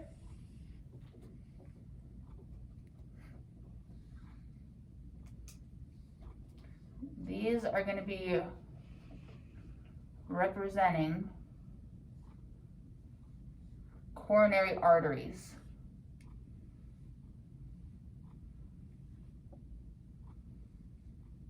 And then it goes around to the backside as well to feed the backside.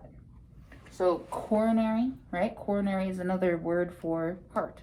Have you guys ever heard somebody say, oh, I'm gonna have a coronary, right? Either they're so mad or they're so frightened, whatever, right? Oh, I'm gonna have a coronary. You're gonna have a heart attack, right? Coronary means heart. Arteries have oxygen-rich blood. So coronary arteries feed the heart muscle itself. Let's say, I think it's purple for some reason. It's weird. All right, let's say now this person has high cholesterol and they haven't been told yet. So they're not on any medication to help with this high cholesterol. And that's gonna be what this little blue stuff right here represents, right? He hasn't been to the hospital in the last 10 years, he only goes when he feels sick, right? So over the last 10 years, he has now elevated cholesterol that he's unaware of. He normally has, let's say, a sit-down job, right?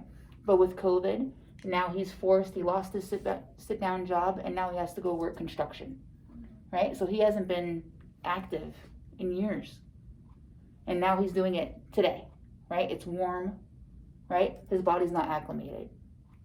He's now standing out there and he's the one holding the sign, right? Stop, slow down, right? What do you think, let's say it's a 90-degree day. What do you think his blood pressure is?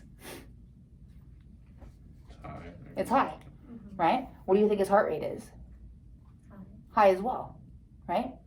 He normally drinks 2 little bottles of water a day, right? He thinks that's normal, right? He normally feels good. He's a sit-down guy.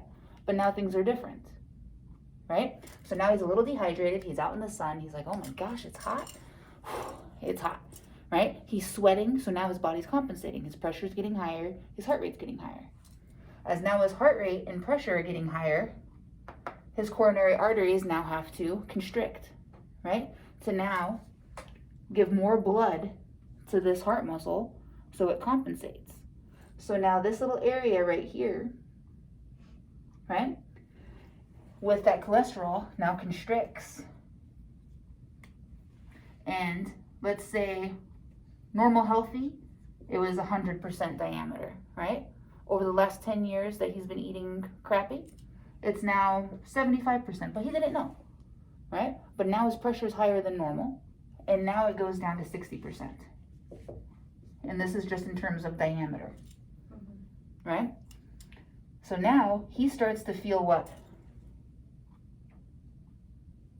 Like crap. Weak. Yeah. Weak, maybe some chest pain, right? Out of breath. Lightheaded. Lightheaded, out of breath, right? Weak, maybe like a little like, oh my God, I think I'm gonna pass out, right? So now he's holding on to his sign, right? He's resting on it like a cane. And somebody says, hey man, you look like crap, let's go ahead and sit down in the truck, right? He sits down. What do you think is happening now to this vessel that feeds this area of the heart? That's now at 60%. Do you think that the same oxygen is being fed to that area of the heart? No. No, right? Dying. It's starving. This is ischemia. It's starving, right? And this is where we have to draw the line in the sand, Frank. So this is going to be ischemia, right? He now goes into his foreman's truck. Foreman cranks up the oxygen. He relaxes. He starts to breathe a little better, right?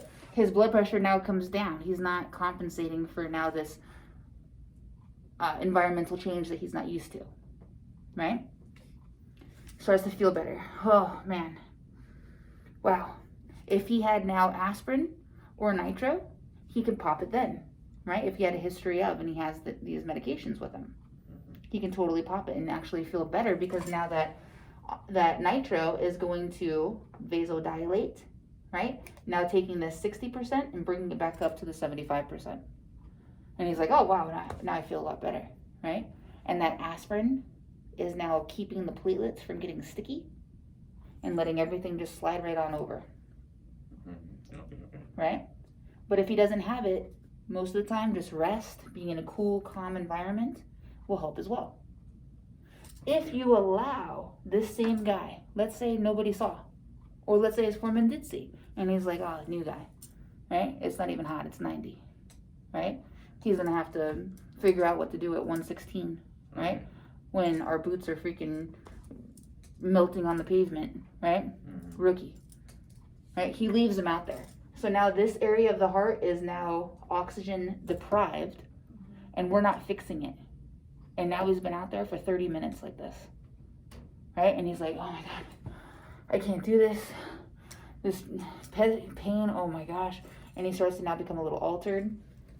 Now with all of that continuing, if we don't fix this ischemia, this will now move into infarction.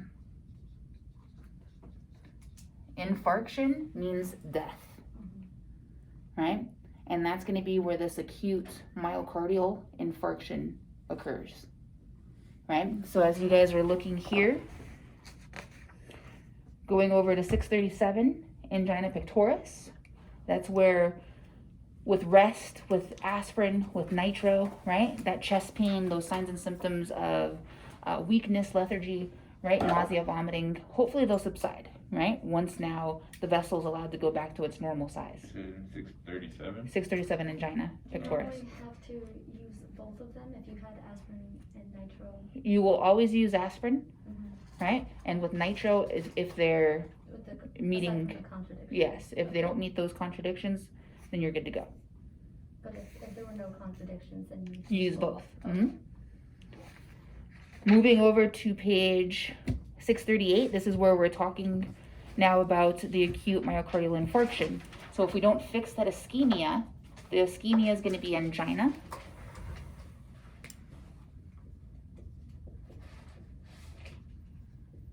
And the infarction is going to be the acute myocardial infarction, AMI.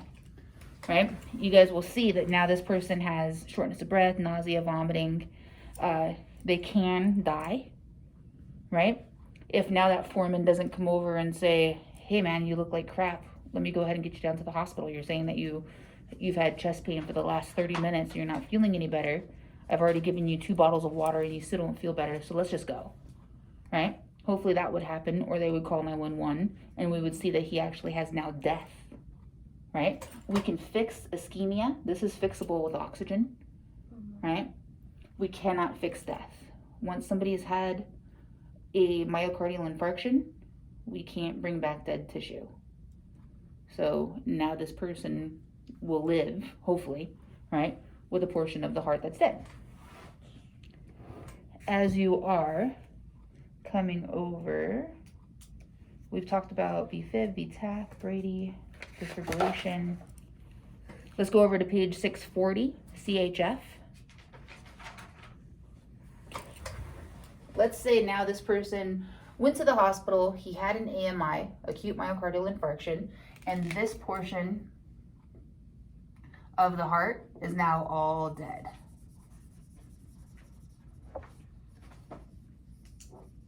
Right? That's all dead. We are now dependent on these other cells, right, to pick up the slack of the dead cells. Now understanding that the right ventricle has your pulmonary artery, this person, right, with this type of heart attack, now has to work really hard to pump deoxygenated blood out to the lungs, right? Even harder, because now we have to get through all this dead tissue, right? So congestive heart failure can now occur, right? So if you guys are looking up on 640, up at the top, Your CHF may occur anytime after a myocardial infarction in the setting of heart valve damage or as a consequence of long-standing high blood pressure, right? Any condition that weakens the pumping strength of the heart may cause CHF, and this often happens between the first few hours and the first few days after a heart attack, right? Typically, your cardiologists are fantastic. They go in and they stent, right? They put like little coils in here to reopen that dead, or that affected artery. They're only in there for like 2 days and they go home, right? But then a lot of these patients have to call back because now they are susceptible to CHF, and then that's what happens. I would definitely go through your cardiogenic shock versus congestive heart failure on page 641. Make sure that you guys go through the signs and symptoms versus the treatment for each.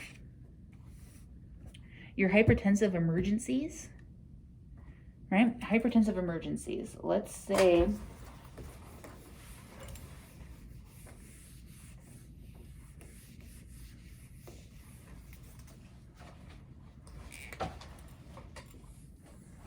that. If there is dead coronary heart failure in the left side instead of the right, it would still cause. Oh yes, you'll still have the same. Correct. Okay. Mm-hmm. So it doesn't matter which side. Correct. Okay.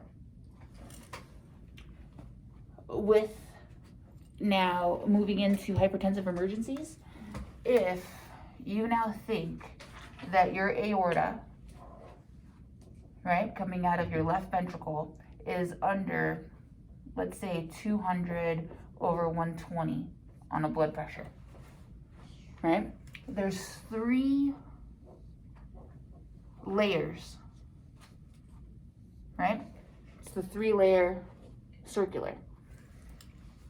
Do you think that it's possible that under that constant pressure that now this aorta can now balloon out? Maybe these 2 little sections there, it may have a little bubble, right? And now you have this huge bubble that pops out, right? This happens. And I'll put some things on GroupMe for you. This happens in terms of high blood pressure that is uncontrolled. That's one of the things you guys will see over here on 642, right? Aortic aneurysm. And then you're dissecting, right? You guys see the difference there? And this would be with your uncontrolled high blood pressure for long periods of time. So this is an aortic and dissecting if it leaks. If it Correct. breaks. Mm-hmm. Okay.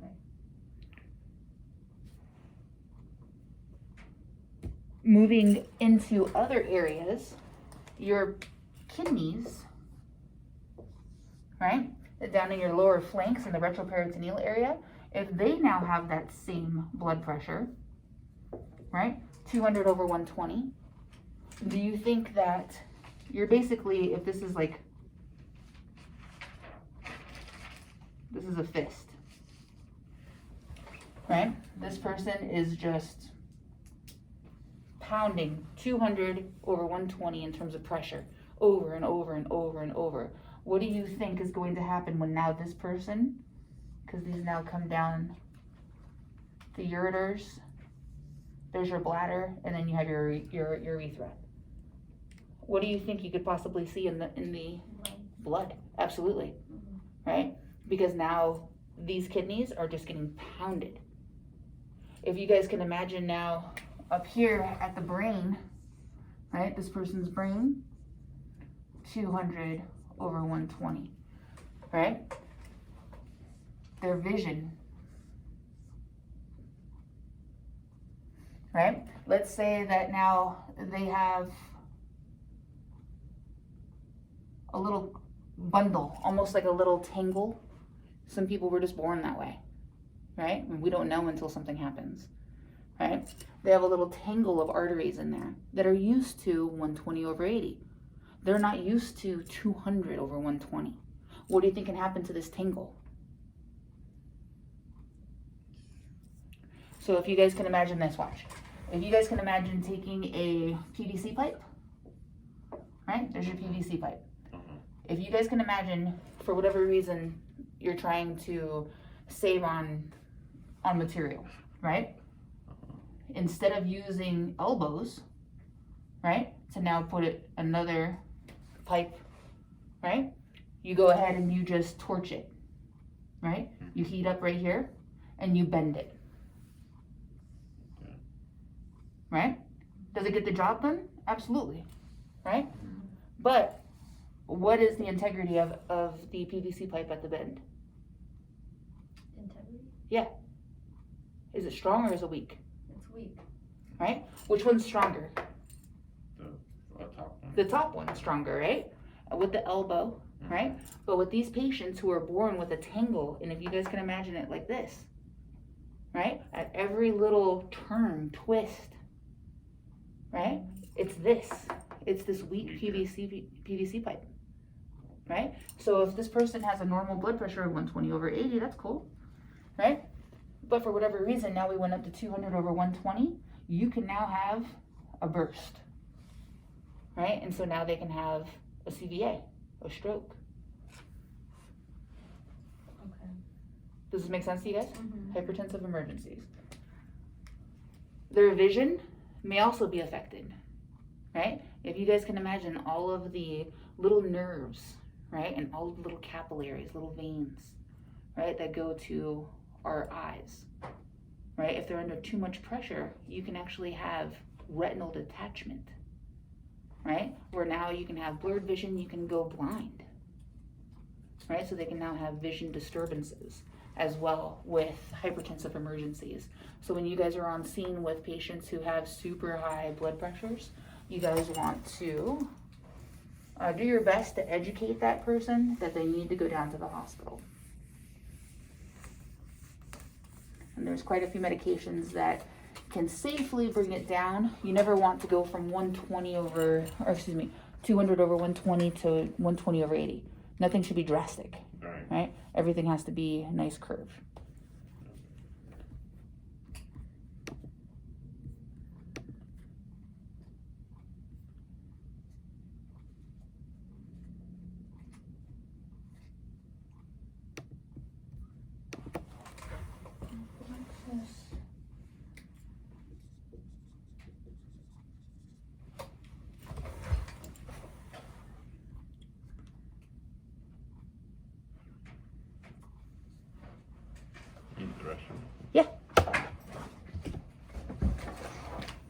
I'm gonna see if I can upload this.